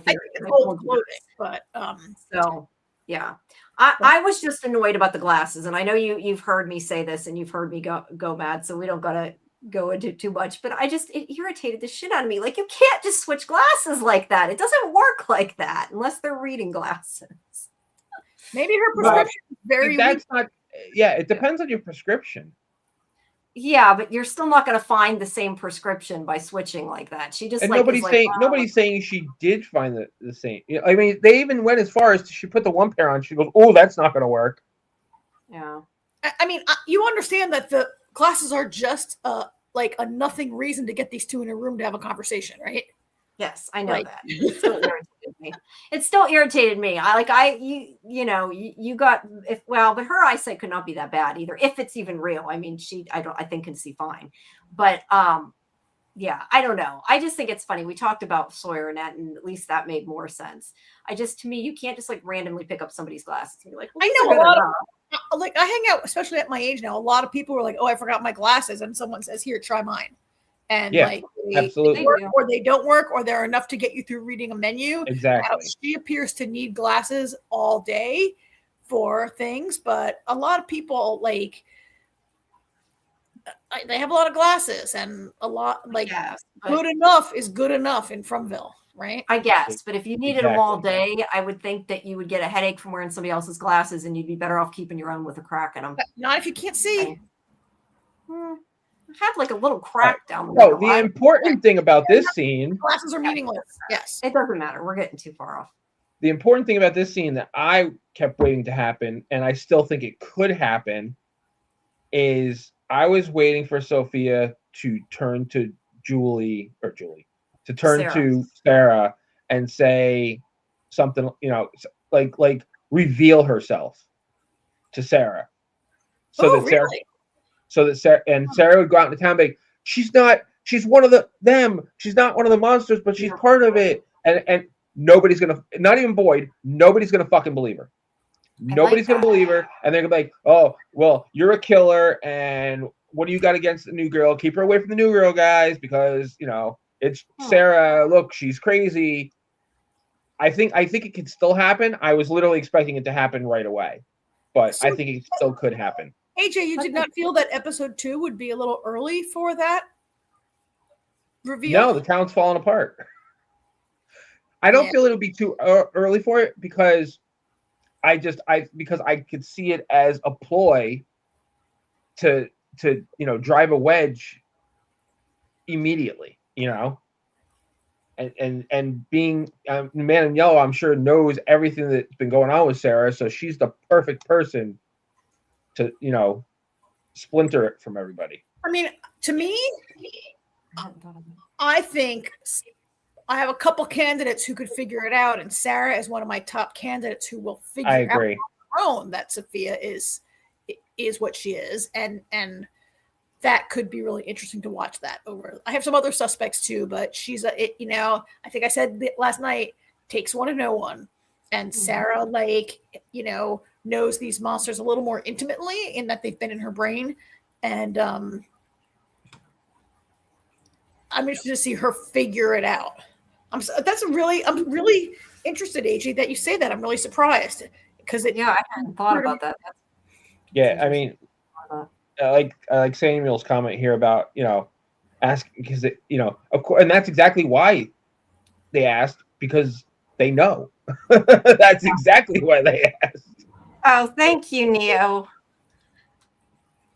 Thank you for talking from with David and I last week. Do you think Sarah is on to Sophia a little bit? She gave her some looks in the diner back room. That's what we were just talking about now. Thank you so much, Neo. I had done a show with him and David for Squawking Dead not that long ago, and we did the premiere of From. So yeah. I don't know. You asked me, do I think, because you asked me, I know last night, Karen, do I think Sarah's going to be the one to figure out? The more we talked about it, it could be Sarah, but I really figured it would be Victor more than Sarah, maybe, to figure it out. I don't. Victor's not in my top 3 even. Victor seems to know things, though, even if you don't know why he knows things. Like, he didn't trust Elgin, right? No, that's my other suspect. My other suspect is Elgin, who is the most faithful person in the town that we know of. He's a person of faith, and a fake person of faith, I think, is someone that he could get onto, and he could maybe see something suspicious in her. He also has had the monsters trick him, right? Because those two have been tricked by the monsters. Sarah more than Elgin, because Sarah sees them for what they are, and right now Elgin still maybe trusts Kimono Lady because he's in denial. But they're my top 2 that will figure it out. Victor, look, I'm a little tired of Victor always being the one, and so I would like someone else to figure something out. That's fair. I hadn't thought, though, about them having their voices in their head. That actually is a good point, that could make them... Especially since we don't know what I actually would love to hear one of the voices one time, just curious to see if it's the same. It's Man in Yellow's voice that was in their head. Yeah, I guess that's a good point. I guess it depends what the voice is. Sarah, now the second craziest lady in town. Oh, Muncher. All right. So I did want to say though, a couple things. We have the ballerina, which I think is she looked at the ballerina. Yeah. Yeah. Yeah. What do you guys think about the ballerina? I know, Karen, you hate the ballerina, but I mean, is this foreshadowing that something's coming, that they're going to bring the I ballerina? think she looked at the I think it was just a shout. I think she was like, "Oh, I missed the ballerina." Yeah. I think that was just a little. I don't think it's a foreshadow, and it better not No. be a foreshadow. But like, Karen does not look, like the Karen, come on, tell the truth. You missed the little ballerina dancing around randomly in front of Boyd. She hated that storyline so bad, didn't you? Yes, I agree. I think it was Sophia being like, "Oh, one of my greatest hits. This reminds me of my yeah, I could be thinking about it that way. Or like one of my worst ideas ever. The viewers hated it." Okay. She did look at those glasses really weird though. Kind of gave an odd look there. Jen says that's the same ballerina as on the music box. I don't think she's dead nor gone. Well, I guess we'll find out. Karen hopes she is. That's all we can say is Karen hopes she is. Whoops, sorry. It's my most hated thing ever on this show is the ballerina. Yeah. All right. So Donna comes. I would rather see Alma get killed than have to see that ballerina. Oh, no animal. Be fair, you don't care about the. Be fair, you don't care about the goat. No more. Although a goat's not as bad as a dog, so at least it wasn't the dog. All right. So Donna comes out here. As I said last night, I do like that she comes out and she's like, the fuck? Like, that was her whole response. Like, what is going on? She comes running out. They see the ambulance and they're trying to wave it down, but it does not work. And this is when, meanwhile, Ethan is sneaking out the back of the house with his backpack. And nobody pays attention, like always. But he does always take off. So I mean, to be fair, there is a lot of uproar going on. Right, exactly. And he's being sneaky. I clicked. Sorry. Sorry, what? I clicked something and I was trying to figure out what I did. What'd you say? I said he was being sneaky. There's a lot of distraction. Not a plan. It's not a plan. All right. So this whole conversation is about Acosta saying, and I said this earlier, she says that she never got to test, that they can't get out. She took everyone at their word. And she also doesn't understand how Christy can be okay with what happened, what Sarah did in that. And she says, I'm not okay with it. Nobody said I was, but you running around like a crazy person isn't, it's dangerous too, is basically what she says. And then we go to story walking. We go back to them in a minute, but first we go to the story walking. She kind of explains a little bit what she's doing here and says she has to try to go back. Yeah, as usual, these scenes kind of flip back and forth. Well, I mean, so she sends Randall in first, right? That's what's happening. Is where that's the next scene, but yeah. Oh, that's the next scene. Okay. All right. Yeah. That's why I skipped it. Sorry. No, it's okay. That's why I didn't go into it, because it's not till they go back again. So this whole scene is with Tabitha talking to Jim, saying what she wishes she could have told him, that she'll take care of the kids. I know some of us disagree. I know you disagreed with some of what I said last night about Jim and how they were fighting and that. And you're right. It still can mean he could still be her one, but I mean, they've been fighting, and she's like, oh, like you should have been nice when he was around. I mean, marriages have high parts. I know they do. It's not like a marriage is never just like happy. I mean, maybe there are some that are happy from day one to the very last day, and this is a marriage that was under tremendous strain from losing a toddler. You're right. Which she acts like, I don't know, the way she said it made it sound like she was under delusions that they were like madly in love right now, where clearly they have not been in the best place. It doesn't mean they're not in love. That doesn't mean I know it doesn't. But I'm just saying the way she said it makes it sound like I think really all of you guys just don't like her and you just pile on her in this whole episode. Honestly, there's a lot of hate for Tabitha, almost universal criticism of Tabitha in every scene of this episode. Not inaccurate. I had nothing wrong with. I had nothing wrong. I had I can't find words. Hold on. I felt there was nothing wrong with the way this scene played. I mean, I totally understood her.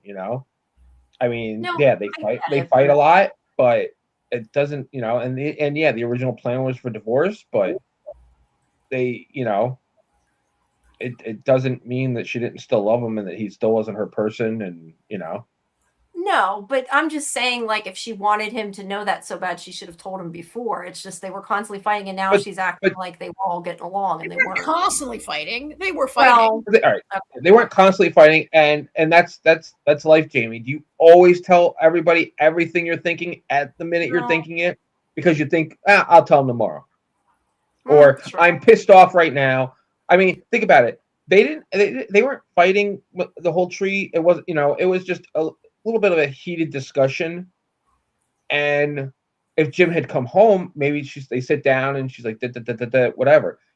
There's always people always think that we always think we have all the time in the world. Mhm. That's true. I guess I just don't feel like they were on the way to mending their marriage. And she, to me, makes it sound like she thought they were. And they've, to me, made it clear that they weren't getting back together anytime soon. I don't know. I'm just saying that's kind of how They I weren't apart. Getting back together, they are together. Yeah. Well, they're still married. They were getting a divorce. And they live were in the house together. And as far as we know, they Yeah, sleep in the same bed. And I guess they had not initiated a divorce. That it was a possibility out there, maybe. I don't remember I on. think it was last season. They were sitting on the porch and they pretty much were like, we're going to figure this out. You know what I mean? Like, there's lots of ebbs and flows, or especially a relationship that's on the rocks, and the fact that they haven't. Neither one of them clearly have completely dealt with the death of Thomas. We don't even know how long ago that was. he was a baby. I think it was. I know he was a baby, but No, I'm I saying mean, we don't know how long ago that was. Yes, I know. I was explaining, like, they told how long ago it was because that was when Julie said she had to take care of Ethan. I want to say. I think it was 18 months. I want to say. Yeah, okay, yeah, you're right. Yeah, so it was probably about a year to 18 months ago. I think. I actually think I have seen their marriage grow stronger over the last couple of seasons. I agree. That they're in a better place than when they rolled in there on day one. And, I think that if Jim had an awkward moment in the previous episode, was it because he learned that his wife used to be married to Jade and they are reincarnated together for centuries and centuries, and they have a kind of connection between their souls that Jim and Tabitha can never have? Like, that's I don't particularly mean specifically the last episode, but at least I'm not the only one that thinks that Huntress's preach at Tabitha was hypocritical. She hated Jim when he was alive. I don't know if I'd go that far, Buncher, but you know what I love though? I want to live with that annoying know-it-all myself, right? But maybe said I hate Tabitha. I don't hate her. I don't know. She was projecting when she blamed Jim for Jade for Jim's death.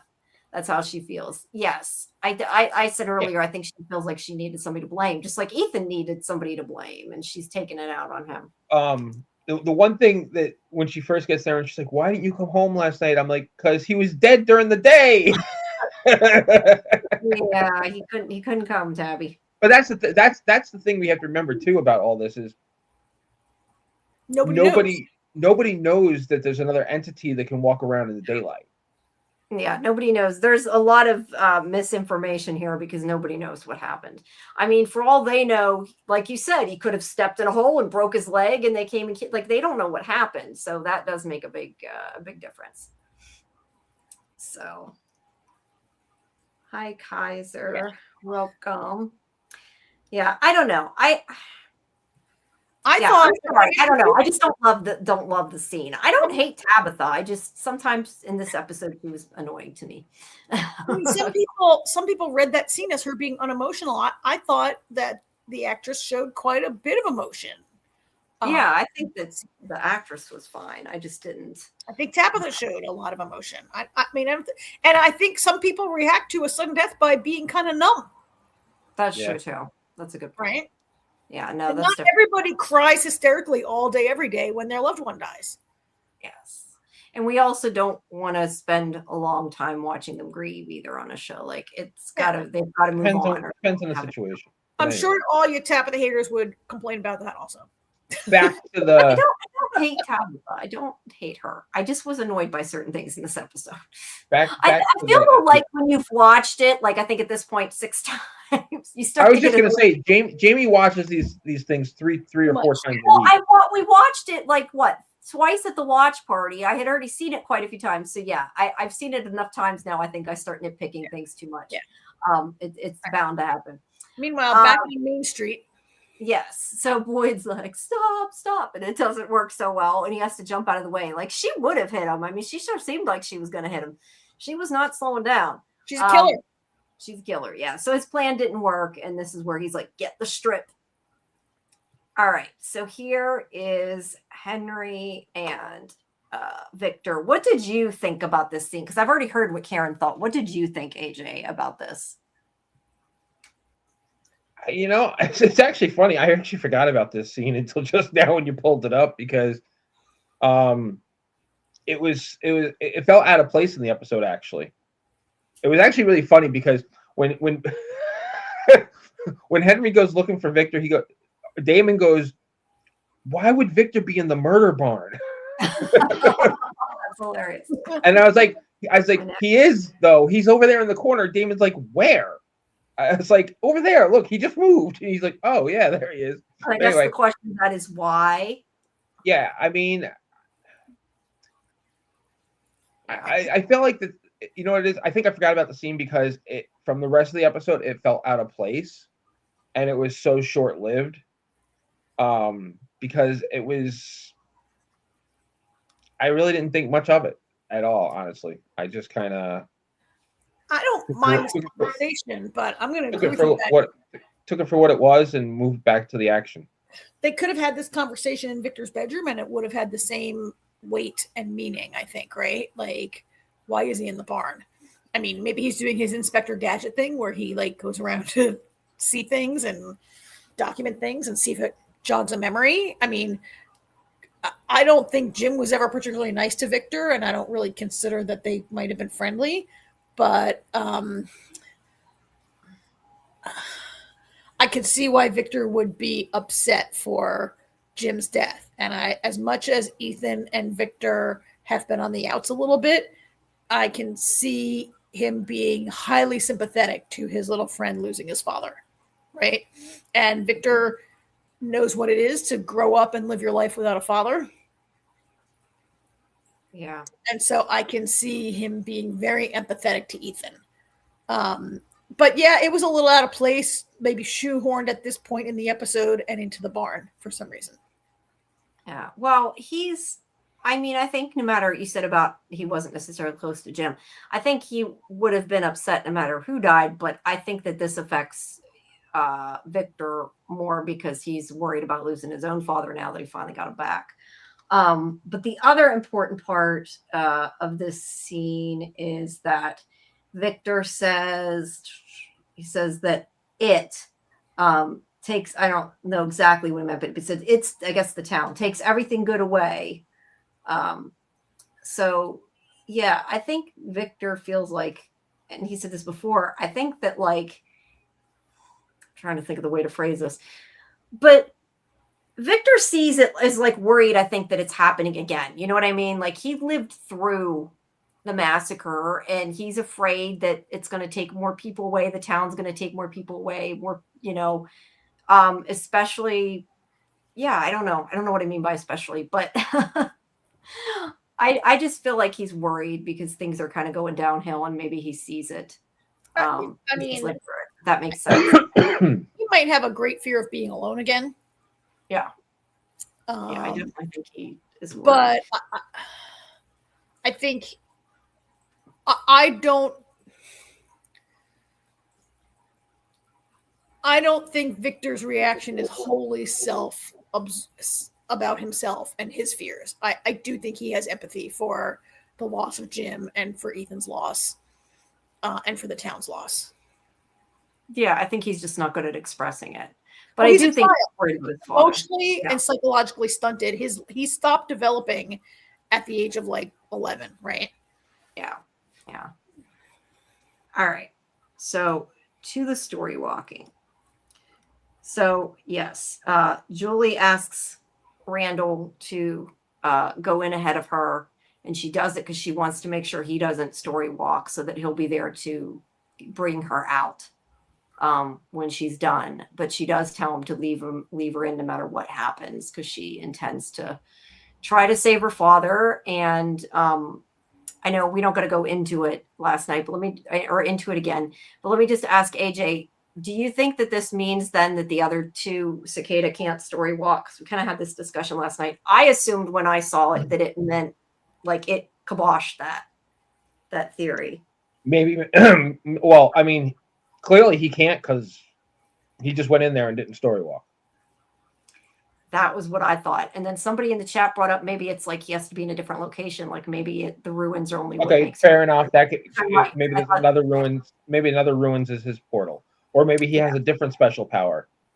Yeah. Okay, fair enough. I think that I think Scarlett had the best explanation of all last night when she said, "Look, more than one story walker is too much. Like we need one person to be able to do this, not three of them." I agree with that too. Yeah, I was actually glad that he's not. Yeah. To me it answered the question, and somebody said that, and I was like, well, I don't know. See, I mean, my thing is, she kept hearing the screaming. He still sees the cicadas. We really don't know much about Marielle, because she hasn't really said boo about it, So she hears the screaming. She story walks. He sees cicadas. Oh, maybe he flies. I don't know. Yeah, I mean, I would be careful though about the word proves. Like, does this prove the other two? Nothing. Oh no, it doesn't prove anything. And you didn't say prove. Jamie actually used that word, and I don't mean to nitpick it, but I think very little on this show ever proves anything. But it implies. I think you can surmise that the other two can't story walk. Right. But my point was, I did think the idea that it could be someplace else was interesting, but I do agree that I don't think we need two more story walkers. All right. So Julie walks into episode 209. She sees her father and tries to call to him. Either he can't hear her or she's too far away. We really don't know. It's episode, he's in the. Yes, it's in episode 209 yes, when Randall had kidnapped Donna. This is from that episode. Oh, okay. So they go out. But my point is, I'm curious, like, can they not hear her or just don't hear her because she's not close enough for them to hear her? That's the question I have that we don't know the answer to. I think they cannot hear her because she's close enough. Yeah, I mean, we don't. Here's the thing. I think maybe you can't hear a story walker, and I think that tracks with the idea that no, it doesn't. Let me finish my sentence before I say it, okay? Okay. I think if she could talk to them, then she could change the story. Although, but she talks to Jim in the in the season finale. She said, "Dad, I think this is what happens. Dad, please run. Dad, please run." So she is capable of talking to people in the story, and she spoke to Martin, right? And she is capable of speaking to people in the story. No, I was going where you were too. I forgot she talked to her father, so that does. Yeah, that's what I was gonna say. Yeah, I was. Well, thank you, Adrian, for letting me work it out myselim for a minute there. I appreciate it. You're welcome. I apologize for cutting you off. They didn't hear her. Okay. They didn't hear her. But Jim heard something. Yes. Because you see him kind of like, It did look like he heard something, yeah. Yeah. And I gotta say, here's a question. Go ahead. I want to say I love when stuff like this happens, and I guarantee you, if we actually went back to episode 209 in that scene and watching from the other perspective of Jim, I bet we see him looking around like he heard something. Well, there was some kind of knock from under the RV, but other than that, I don't know. My point is, I think the way they've crafted this, they've known a lot of things. Like they've always known when they were doing this, they've always known what was coming. So the creative team, I'm saying. Yeah, that I agree with. People have said you can. I don't know that I'd go this far, but supposedly people have said you can see someone that looks like Julie. I don't know that I've seen that, but Jamie, did you go back and is this exactly footage from 209 or is this a reshoot? I'm not sure. Okay. I know that it is what the scene was in 209, but I think it's different because I don't think you see it from this angle. This you do. No, you see I don't Boyd think. from this angle. Yeah. But with them running off and stuff, I think is a different angle. But Boyd almost shoots Julie is the point. Whether he really could have, I don't know, but he's trying to shoot the monsters there. And then we have Julie, who is busy, which I kind of wanted to be like, Julie, what the hell? Like, I know she's trying to save her father, but like she's in the middle of where all the monsters are. And she just like, hey, I'm over here by screaming to him, screaming about her father. And like, yeah, that was probably not the smartest move. I get it, but it was still not the smartest move. All right. So the waitress monster lady grabs Julie by the hair, pushes her down, and she's seizing in the present, and he doesn't do anything. As I said last night, I thought that she was going to scratch her face, and that was how she got the scratches, but that didn't happen yet, apparently. Although her hair is still long, so I guess that, well, no, that still could have happened. We don't know when she gets the scratches. But anyway, the point is, after all that, she's like, I want to play, and nobody's going to save you, but Randall does pull her out and then holds her while she cries because it didn't work. So I have a question. She required Randall to pull her out. She knew she required Randall to pull her out. Mm-hmm. In the previous season 3 finale, when Julie speaks to the man in yellow and then she disappears, did someone pull her out? Or Ethan did. Ethan went and got Acosta and Kenny, I think. Ethan yelled and went and got them, and then I think they. Okay, well, Jamie, we don't know that that's when she came from. We don't know that that's when. No. I mean, the last time she story walked. I thought that's what you were asking. I'm saying when she speaks to Jim in the season finale and says, "Dad, this is when it happens." Oh, you're right. And then the man in yellow says, "When did you come from? You can't change the story." Blah blah blah. And then she bloops and she's gone. So no. Well, yes, let me. Sorry. Do we think that she had someone pull her out, or do we think Julie will eventually develop the ability to bloop in and out? I think somebody pulled her out. I think somebody pulled her out, but she could develop it. But no, I was meaning in Julie's linear timeline. The last time we watched her story walk was what I meant. In the season finale, like not, at least I think it was in the season finale, not what we saw her in the future, I guess it wasn't the future, it was the present. Not that version of Julie. When we actually saw her go through the ruins. Yeah. We don't know where she went mentally. I know. I'm saying the last time we saw her go into the ruins and walk through the ruins, I was saying that Ethan went and got Acosta and Kenny. Yeah. That was how she got out. That's what I was talking about. All right. Yeah. Okay. You misunderstood Karen's question. Okay. Well, I was surprised the monster could touch Julie. I also was surprised the monster could touch Julie. I was not. Okay, fair. This isn't her past. Well, it's their past. So I guess it's kind of. But she was touching her father. She threw a rope to Boyd. Why can't the monster touch her? They are not monsters. But why wouldn't the monster be able to touch her?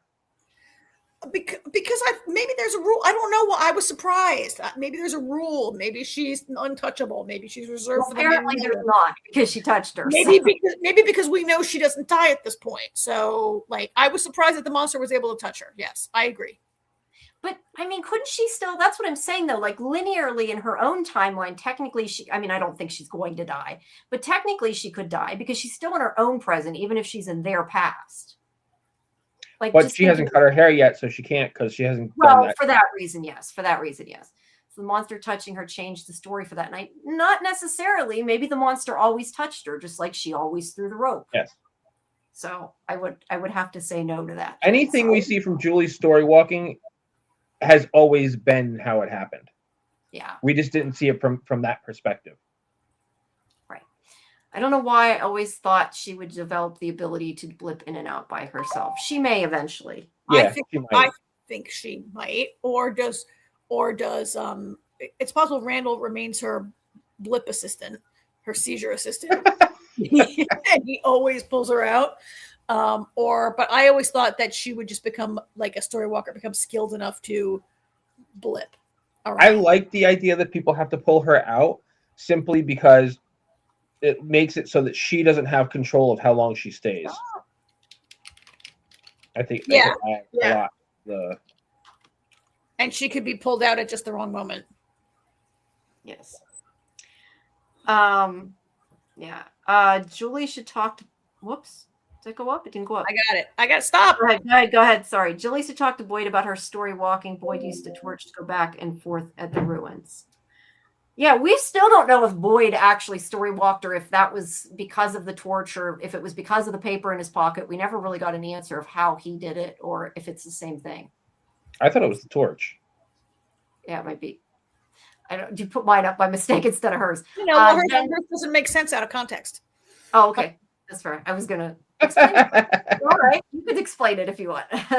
No, go ahead. But Jamie says we were having a conversation and talking about how she needed Randall there, and she called Randall her anchor, and I couldn't remember who said it. And then that's when Karen was like, "It's her." I called him her constant. Her constant. Yes. Either works. But at any rate. Okay, so Tabitha goes to find Ethan, and he has left. So she has to go look for him. And then meanwhile, they're putting out the strip. And wait, there was something else from this I wanted to. Well, before the strip, they see Ethan walking down the road. Yeah, that's next. I hadn't gotten that far. Acosta says that her mother, I think this part's important. She says her mother always believed in hell, but she thinks hell is for people who think they deserve to suffer and that she's a good person, doesn't deserve to be there. And Christy says none of them do. And she says, well, she doesn't know them, but she's the only one that's trying. And Christy says the real reason they don't try harder is because every time they do, someone dies. And that basically that there's been a lot of people that thought they knew how to get out of there, thought they knew what the town was, had lots of theories, and they're all dead. So Christy has that's not true. Because Jade is still alive. Yeah, that's true. Acosta is so sanctimonious. God, she's insufferable. I cannot wait to talk to her tomorrow. Yeah. Not so much Acosta hate, no. Everybody's annoyed at her right now. I mean, she really is sanctimonious. She's saying like, she's basically saying you're here because you want to be here. You feel you deserve to be like, she doesn't know anything about these people, right? And she's that's her point. That was kind of her point too, though. That when Christy's like, we don't deserve to be here either, and she's like, I don't know that about you. You could all be terrible people for all I know. And which she's not wrong. Seen from what she's not seen, wrong. I get it. But she also hasn't taken the time to get to know anybody either. She hasn't. And she's using these like assumptions, like to prove her own. She's using faulty like presumptions to prove her own point to herself, right? Yeah. Yes. For anybody who did miss that announcement earlier, make sure that you join us tomorrow at 8 Eastern, because we are going to have Samantha, who plays Acosta, there on, and you can ask her your questions tomorrow night. So yes, and you should take this moment to like and subscribe so you won't forget to come tomorrow. Yes, please subscribe, and you will get a notification when we go live if you forget. So that's always a good thing. And we're almost up. We got to get up to 2,000, guys. We're really close. Whoops. Yeah, she has been there for 3 days, and she already killed one person and watched another guy get tortured. It's not been a good weekend for her. It has not been a good day. Oh, has it only been 3 days? I didn't realize it only been 3 days. Has it really been 3 days it's been there? Wow. I feel better about her wearing the same clothes. Yeah. Unlike Elgin, right? Who's been wearing for the whole time. All right. So they see Ethan, and Christy tells her to pull over, and she's like, oh, he'll be fine. And she's like, oh, he's alone in the woods and his father just died. He's not fine. Pull over. And she won't. They see the strip. She tries to avoid it. Christy pulls her back into the strip. And then we have Boyd, who doesn't pull her out of the ambulance. I'm sorry, yells at her to get out of the ambulance, and then shoves her against the ambulance and starts screaming at her for driving like that. Yeah, I don't know. I get it, but I also feel like he was a little harsh. Like, he has not had this chance. Like, everybody's done this, everybody's gone around in circles but her. So I kind of see her point of view, but she's everybody has driven like a fucking maniac. I said she's a danger to them, so I get it that he's pissed. But even and you know what? It's enough. And you know what's really gonna? I'm calling the prediction right now. Somebody is going to die because the ambulance is not mobile anymore. Huh. That's a good, yeah. I that's why I do think that they need it, because they, it's just like how they use that van that when Elgin helped save Ellis. Like, they need some working cars to have. I mean, you can drive it on the rims if you just look up the block, but that's not a long-term solution. No, it's not. But look, they used earlier to help Sophia come into town. Although that was a bad thing, but exactly. There's going to be an emergency, and I wouldn't be surprised if somebody turns to Acosta and be like, "This is your fault because you fucked up the ambulance." You screwed up the ambulance. Yeah, maybe. I think, Jamie, your characterization that Boyd is a little bit harsh is an understatement. Boyd is out of control, screaming at her. He's losing his shit. It's not a proportional response. It is not the response of a leader, of a military or police, although he's not a police officer. And in the military, wasn't he like the quartermaster? He wasn't like an MP or anything. But he's out of control to the point that Christy, the aggrieved party, admonishes him and is like, Boyd, right? She just says Boyd, but she's like, chill. And then he handcuffs Acosta. Like, what is he going to put her in jail for reckless driving? Like, apparently. Okay. Not realistic, especially since somebody drove a car through the jail. Yeah, that's true. I forgot about that. He can't keep her there overnight, I guess, if he takes her there. All right. His response is disproportionate, and he's out of control. He is. He's getting worse. I agree. Boyd is a little out of control, but you know what? I'm completely on board with everything he said to her. Yeah, I would have said more. I would have said more. He should have been calmer. Can we take Golden Child's provocative statement? None of this will happen if Julia creates a new timeline. If there's a new timeline, I'm done. I'm not watching this show anymore. Alternate timeline is not like multiverse. Not the show I want to be watching here. Okay. Counterpoint: Boyd was justified. Acosta is out of control. I think he was. I think he was justified to yell at her, just not in the way that he did. He shouldn't have put his hands on her the way he did, and he shouldn't have freaked out the way he did. He could have handcuffed her and yelled at her, but he went more than a little bit overboard. He went overboard. They're both out of control. Yeah, she is too. That is a good point. This town is like a boiling pot, and the lid is about to blow. And Sophia's sitting in the corner going, "Excellent." Yeah. Yes. Yeah. All right, now for the last. All right, so we go to the RV, which, by the way, you can't see blood. Yeah, Ethan walks right past and doesn't notice his father's last blood. Yeah, and the stick. Because he doesn't know what happened there. So Ethan goes in, takes the radio, puts it in his bag, and then he comes out. This was Go ahead. No, I was just wanting to hear what you guys said, because I know everybody last night heard everything I had to say about this, so I don't want to go too deep into it. But what did you guys think about this? Because this scene to me was so weird. And I'm still kind of like scratching my head a little bit about what exactly happened. So what did you guys think? Karen? I thought Ethan's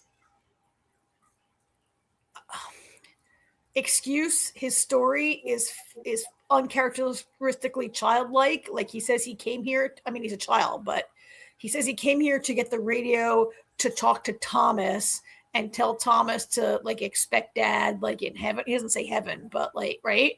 Like, I thought this was a very babyish kind of plan, like younger than Ethan is and younger than he has grown in his understanding. I thought this was like a 6-year-old's plan. So I thought it was I thought it was not well written, but it's just a device to get him here to speak to Jim. There was a part of me that really believed this was Jim, that it was so a genuine moment between a father and a son, right up until he pulls this Lake of Tears bullshit, where I'm like, oh, maybe he's like how does he know about the tears? Like Jim, why is Jim telling him to look for the Lake of Tears? Why would Jim know about this? Is Jim a monster, right? Is it Man in Yellow in disguise or a Man in Yellow type figure? And then I came to the final conclusion that when you die in this town, you become a story walker, that Jim is now a story walker. Khatri, Tom, are they all story walkers now? And has Jim walked into the story to give to give Ethan direction? Like by becoming a story walker, he now has knowledge that the Lake of Tears is important. I don't know that I'd call them story walkers. Yeah, I think that's the wrong word. You still think he's dead, right? You're just saying he can story editors. You're saying different points in time is what you're saying, right? Not apparitions. Like, how did he? Like, why is he giving this instruction? Has he, in death, gained total knowledge, or has he been able to read the whole story and now knows that he needs to interact right here? I mean, that's kind of my question. I don't feel we have enough information yet. I feel like, that's the question. Is Jim like bartender Tom and Khatri, or is he something, or is he a manipulation like Abby? Yeah. Or is he the Man in Yellow? We don't know. He's not the Man in Yellow. Can't be the Man in Yellow. The Man in Yellow is in town with Sophia, being Sophia. Well, being Sophia, but she's not able to leave the town ever. And okay, but it requires and all of a sudden look like Jim. It requires a physical transformation that is not insignificant, and being naked and finding clothes that are Jim's. All right, that's fair. I don't know. I'm just thinking of things. My point is that, and I won't go into the shoe thing, but the word you're looking for is ghost. Ghost. Yeah. What are people saying? He was wearing different shoes? What he had in season 3 doesn't match the body, and these seem to match what was from season 3. And I don't know. I think it's just continuity error is more likely, but could there not be a shit ton of shoes in that basement also, in addition to glasses, and people change their shoes sometimes?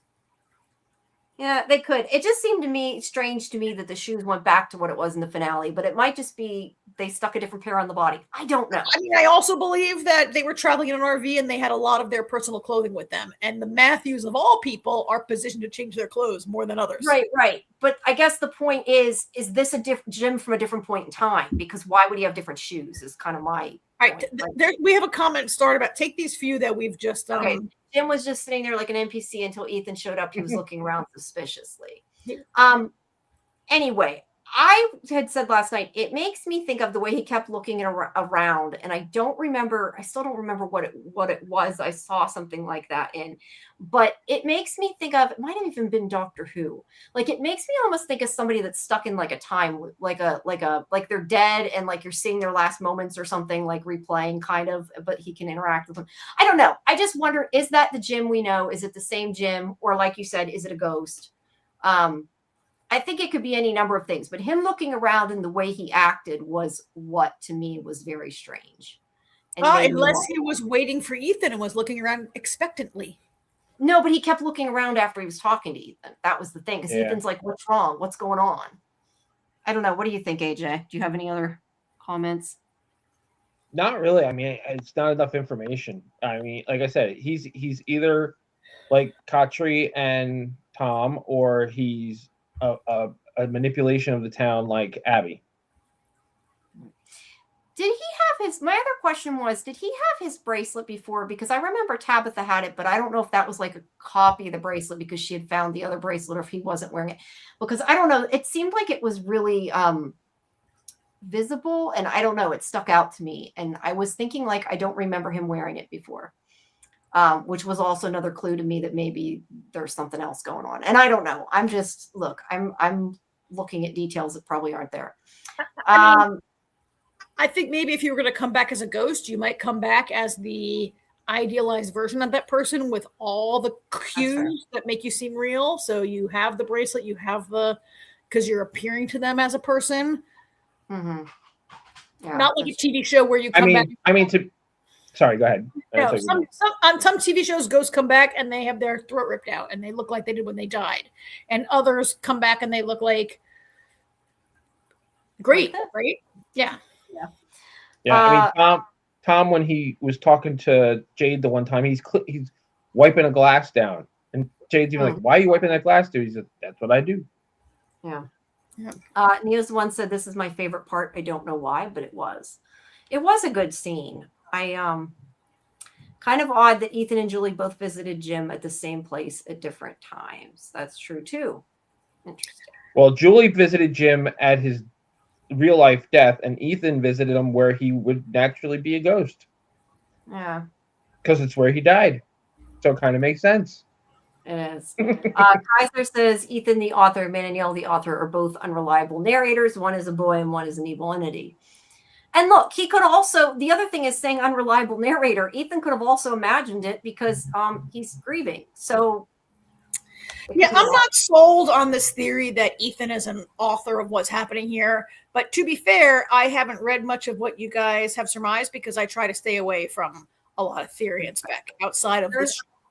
There's a lot of things to do with books and stories in this show, and that's kind of why a lot of people think that it might be. At least that's why I think it might be a storybook or a fairy tale or something Ethan's telling, or I don't know. I mean, it's horrifying to me that he would be writing a story that involves his all this, it's a horrifying story, right? And Karen, that a child would be creating this is Karen. I saw a theory that Julie is writing Flight of the Chromonacle, and the show is going to end with her closing the book, like Samuel Tarly, like Samuel Tarly on Game of Thrones. Oh yeah, yeah. This Jim's an either an imposter or he was coached to say this stuff about the Lake of Tears. Yeah, I mean it's interesting. We've heard nothing about the Lake of Tears since the first episode until right now. Right? I feel like once people die in Fromville, they gain knowledge, because Tom and Katri both seem to have more knowledge than they had when they were alive too. Just for context, he asks Ethan about his dream, and that's when he says that it was about the Lake of Tears, and he says that it's there in the town and Ethan needs to find it. The only comment I really have about that is you do remember, I don't remember exactly what they said, but I do remember that the producers had said that the answer was at the beginning, and the whole thing about the Lake of Tears isn't the beginning. And, Victor said, or not Victor, the boy in white said you have to go back to the beginning. So I think it makes sense if it's pointing to something that happened then, but right. More than that. Yeah, the Lake of Tears has been mentioned many times. It has been mentioned more times. I don't know, I'd say many, but it's been mentioned more than that once. I mean, if Jim is an imposter. Now I'm not that I'm doing it this time. I get it. If Jim is an imposter, let's say he's an imposter and he's a monster or something or other affiliated with the man, with the other side. And he's telling Ethan to find the Lake of Tears. So two things: either he's sending Ethan to his doom, or is the Lake of Tears a thing that they can't find or they can't access, and they need Ethan to find it for them? Well, the other thing is, when he saw the Lake of Tears, it had to do with Victor's drawing of somebody crying and making the water or whatever. He mentions it before that. He has the dream in episode 101. Yeah, right? He dreams he sees the drawings. Somebody can correct me if I'm wrong. I think it said he sees the Lake of Tears in Victor's drawings. Well, we don't see what he sees. He describes. No, we don't see what he sees, but I think that's what he was talking about. I can't remember exactly, but I'm pretty sure it was from the drawing. But either way, I think the Lake of Tears is important. But yes, you're right. Does he need to find it, or is it they're trying to find it and don't know how? Kaiser, why the heartfelt music? When I watched this scene, I thought about Jim seeming really genuine, and I did at the time think, wow, that music really makes me feel that Jim is genuine. And I wonder if they'd played a different piece of music, he could have seemed really menacing instead. Right? I don't know. Kaiser's saying there was no music.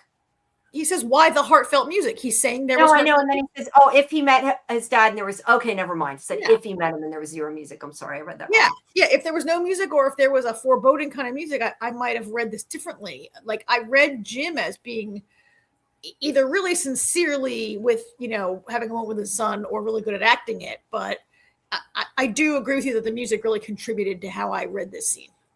Yeah. Well, he kept looking around like something was going to happen. And that was the odd. Maybe he thinks Julie might show up again in her story walk. Maybe.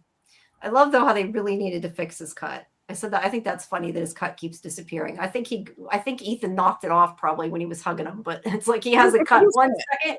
Who's cut? On his forehead. Like it's gone and then it comes back. You know, somebody had said, and I need to look this up because I don't know. This was just something I saw on Facebook yesterday. Somebody had said that in the season finale, he didn't have that cut on his head, that it had been healed. And that was another reason why people were saying maybe this is a different version of Jim. But you could also be right. If he's dead, like, could he be a different version, just what they would want to see? I don't know. But it does make me question that maybe this isn't the same time Jim or the same Jim. Or maybe Ethan's imagining it. Who knows? Power Sports. Sophia is going to transform into many people. I think maybe Power Sports thinks this is Man in Yellow / Sophia has taken the physical form of Jim. I think it's possible. I know you don't, but I think it's possible. I mean, he killed Jim. So at least if my theory is correct, that means he can turn into him. Although he'd have to have like his clothes. Well, hold on. I don't agree. Go ahead, AJ, please. About this same moment, isn't Sophia still with Sarah? Yeah. Trying on glasses? It's an awful lot of Superman in the phone booth for Sophia to be running around changing this painful physical transformation every now and then to turn into people. I think it's a lot. It is. I'm just saying how did this. I also, Jamie, disagree with you that it requires having the person's clothes. I think that's an assumption that. Oh, it's definitely an assumption. That just I said from the beginning. I think that has to have their clothes, and I think he has to have killed them. That's just what I've been saying from the beginning. That's my theory. He didn't kill. I mean, he didn't kill. No, we don't know that he did. I think he killed somebody that looked like Sophia. It's just Jamie's theory. That's all. Yeah, no, I have no clue. I've thought that from the very beginning. It makes sense to me because I don't think she's actually somebody that exists. Like, I think she existed, but I think she existed like a long time ago. I think she might be from like the 30s or something. And I don't know. I'm just going down on that hill. That's what I think. I don't think. Yeah. I mean, he didn't kill Father Khatri. The monsters got Khatri, right? Or did we not see that happen? No, the monsters got Khatri. I think Smiley killed Khatri, actually. Slit his throat. Yeah. Yeah. Smiley slit his throat. Well, I don't. To be fair, I don't think the Man in Yellow is turning into Khatri. So I don't. Well, no, I don't either. Okay, but you think he's turning into Jim? I'm saying he could. I agree with you, though. If he was in town with her, it would have been a big leap to think he had to come out. She had to come out and transform all over again. It's a lot. I'm just saying there's something up. He kept looking around like somebody was coming. It was really bizarre.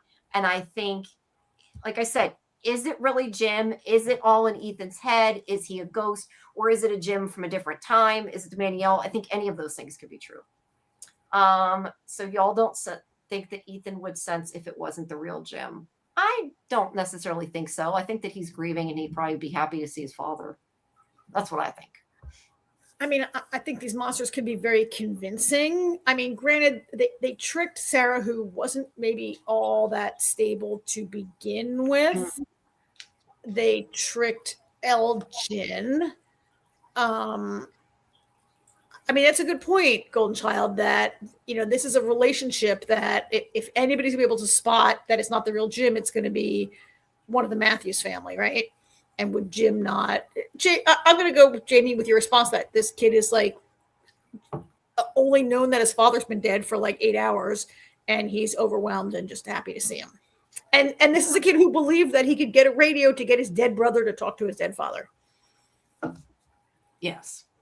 But I don't know. That to me wasn't odd. I mean, he's not necessarily. No, that was bad. I thought the same thing. I thought when he said that, I was like, that is so stupid. I was like, I thought originally all the he smart, would get the all the radio. smart stuff Ethan has said, and this is the excuse they used to bring him out here. I thought maybe he went to get, I mean, like what I originally thought before you said that is I thought he went to get the radio because like his father used the radio and it was like important to him and it was like he wanted to have something. That would have been better. That would have made sense. Jim didn't look scared. He looked like he was waiting. He definitely looked like something's up at any rate. I mean, I think Kaiser might mean when we see him earlier, not in this exact shot, but when we see him earlier, like he does look like he's waiting for him. So doesn't Jim matter. Is in the wait. Jim is in the waiting room in heaven. St. Peter said, "Don't you go talk to Ethan." Oh no, don't worry, I won't. Oh shit, he's coming. I gotta go, Ethan. That's what that's. Well, either way, he does tell his mother right away. She doesn't say whether he leaves him or not. Anon thought it was sweet. I thought it was too. It's sweet. It's childlike. He is a child. But yeah, he is a child. No. But why did he think he could talk to Ethan in heaven or wherever, or Ethan and Thomas, when he knows that the voice on the phone was not Thomas? Yeah. Well, he was upset. He probably wasn't thinking. We're nitpicking that too far, and I gotta go. All right, we got like a couple more. If you gotta go, we have a couple questions hanging around that we left since the beginning of the chat. Yeah, I was gonna go through those, and then we'll wrap it up. I think that one. Okay, this is a very controversial statement. Not very controversial. This is the Jim death that Julie witnessed happened in a whole different timeline. Golden Child, I probably should do some digging on this alternate timeline thing because I'm not down with it. I think you all have thought about it more than I have. I'm just not a fan of multiverse stories always. In this instance, I don't think there is personally, but other people think they have good evidence for it, so we'll see. Yeah. I guess there are questions about Jim. Dead Jim wearing the same shirt. We just went through that we think maybe they have a lot of clothes around, or maybe it doesn't matter, or maybe it's a big clue that I'm glossing over. Yeah, we'll find out, I guess. Let's see. Kimberly had said, do you think Boyd told the town about killing Smiley? And if he did, wouldn't they need to know that he came back? I don't think anybody knows except for those few people, do they? No, because they said burn the body and not to tell anybody. I got a question about that. Why would you not tell the town about I mean, I agree with you that they didn't tell everybody, but if you have this like one great victory and piece of hope, the first one you've gotten since you've been there, why wouldn't you be like, guess what? We killed one. They can be killed. There's hope, you guys. I don't know. How? Let's keep killing them. Oh, I had these magic worms in my arm. Yeah, sorry, the magic worms. It might be too risky. I don't know. I remember them saying to burn the body and not tell anybody. That's what I remember. Yeah. So I assume they didn't tell them about the death either. I mean, I don't know that that's right, but that's what I remember. I want to know if any of those red shirts have had some mystical experiences they don't tell anybody about. People don't talk enough among themselves. In the first episode, at least or was it this episode? Whichever. They finally are. It was the first one. Boyd was finally telling people like about Smiley and that, and it's like they're finally sharing information. That's a good thing. All right. I think we're covered. And on it said I tried to hype the Nathan interview, but there isn't a hype option. I've heard that I think you have to be on a device and you can't do it on the computer. At least that's what somebody told me. Like it depends where you're at to hype it. But if you don't have any hype, then you may not have it rolled out to you. Not everybody has a hype button, but the video should. Usually I think as long as it's within a week, there should be a hype button unless you don't have any. But I don't know. I haven't actually looked. The internet says you have to be on the mobile app. Okay. So yeah, go to the mobile app to hype it. But yes, please guys, if you can hype a video, I think actually the interview is probably the best one to hype as opposed to these lives, because it has a chance of doing better and getting higher So please hype that if you can. Please like both videos, subscribe to Sci-Fi-Vision. It's always appreciated. I don't know then, Anon. YouTube does a lot of weird things. I don't know. Maybe it just hasn't come out yet. I don't know. But if you don't see it, then hype another video or hype the one with Samantha tomorrow. Any hype is still appreciated. Well, apparently hype is really meant for small creators. It's for people with which we're still followers. Under, and it's really designed to help small creators get out there. Yeah. More than 500, less than 500,000. Yeah. It's definitely in there. I don't know. I'll see. I don't know if I can see it because I'm logged into the account, so I'm not really the right person to ask. But all right, well, we'll try it. In the meantime, I think we have to say goodbye to AJ and me and wrap it, huh? Yes, AJ has to. I have a promote and okay, I'm on the computer. I don't know why I'm looking. I'm on the computer looking like it's going to do me any good. I don't know. Samuel says you can only hype videos less than a week old. Well, this is like an hour old. An hour old. A few hours old. It was from earlier today. So, I don't know. I don't know. YouTube does dumb shit, so I really don't have a better answer than that. But if you can hype it, please do. But any hype, honestly, is appreciated. It's just better if everybody can do the same one. But everyone is appreciated. But yeah, please, if you missed the interview with Nathan, you can still watch it on the live tab. You can watch our other interviews, like with Harold and Julia. You can see on our video tab. And then tomorrow at 8 Eastern, we have Samantha Brown, who plays Acosta. So make sure you join us. And then followed by that at 10, we have our normal Fandom Access show to talk about Monarch and Daredevil and For All Mankind. So I will be setting that show up yet. I have not done that yet because I was set up the interview earlier. I got to do that now. But yeah, so make sure that you join us tomorrow, and we'll see you next week for From. Make sure if you haven't, I'll put the link in the chat. If you haven't, make sure that you join our Discord. I cannot talk and type. Hold on, let me type. Because it has our schedule and also our watch parties. We will have a Daredevil watch party tomorrow when we're done the live, and then we have it again on Thursday before our Daredevil live. Although please do check the schedule because AJ blooped out. Because there's a possibility we might not be having the Thursday live and watch party just because I may have to not be home. So do check the schedule. But we, of course, have our From watch parties on Saturday night at midnight and Sunday at 9 Eastern. So you can all join us for that, too. All right. Well, I guess that's it, kids. AJ's already gone. He's abandoned us. Oh, all right. Thanks, everybody. See you tomorrow. Thanks, everybody. Have a good night. Please like and subscribe. Thanks for coming. Bye. Bye-bye.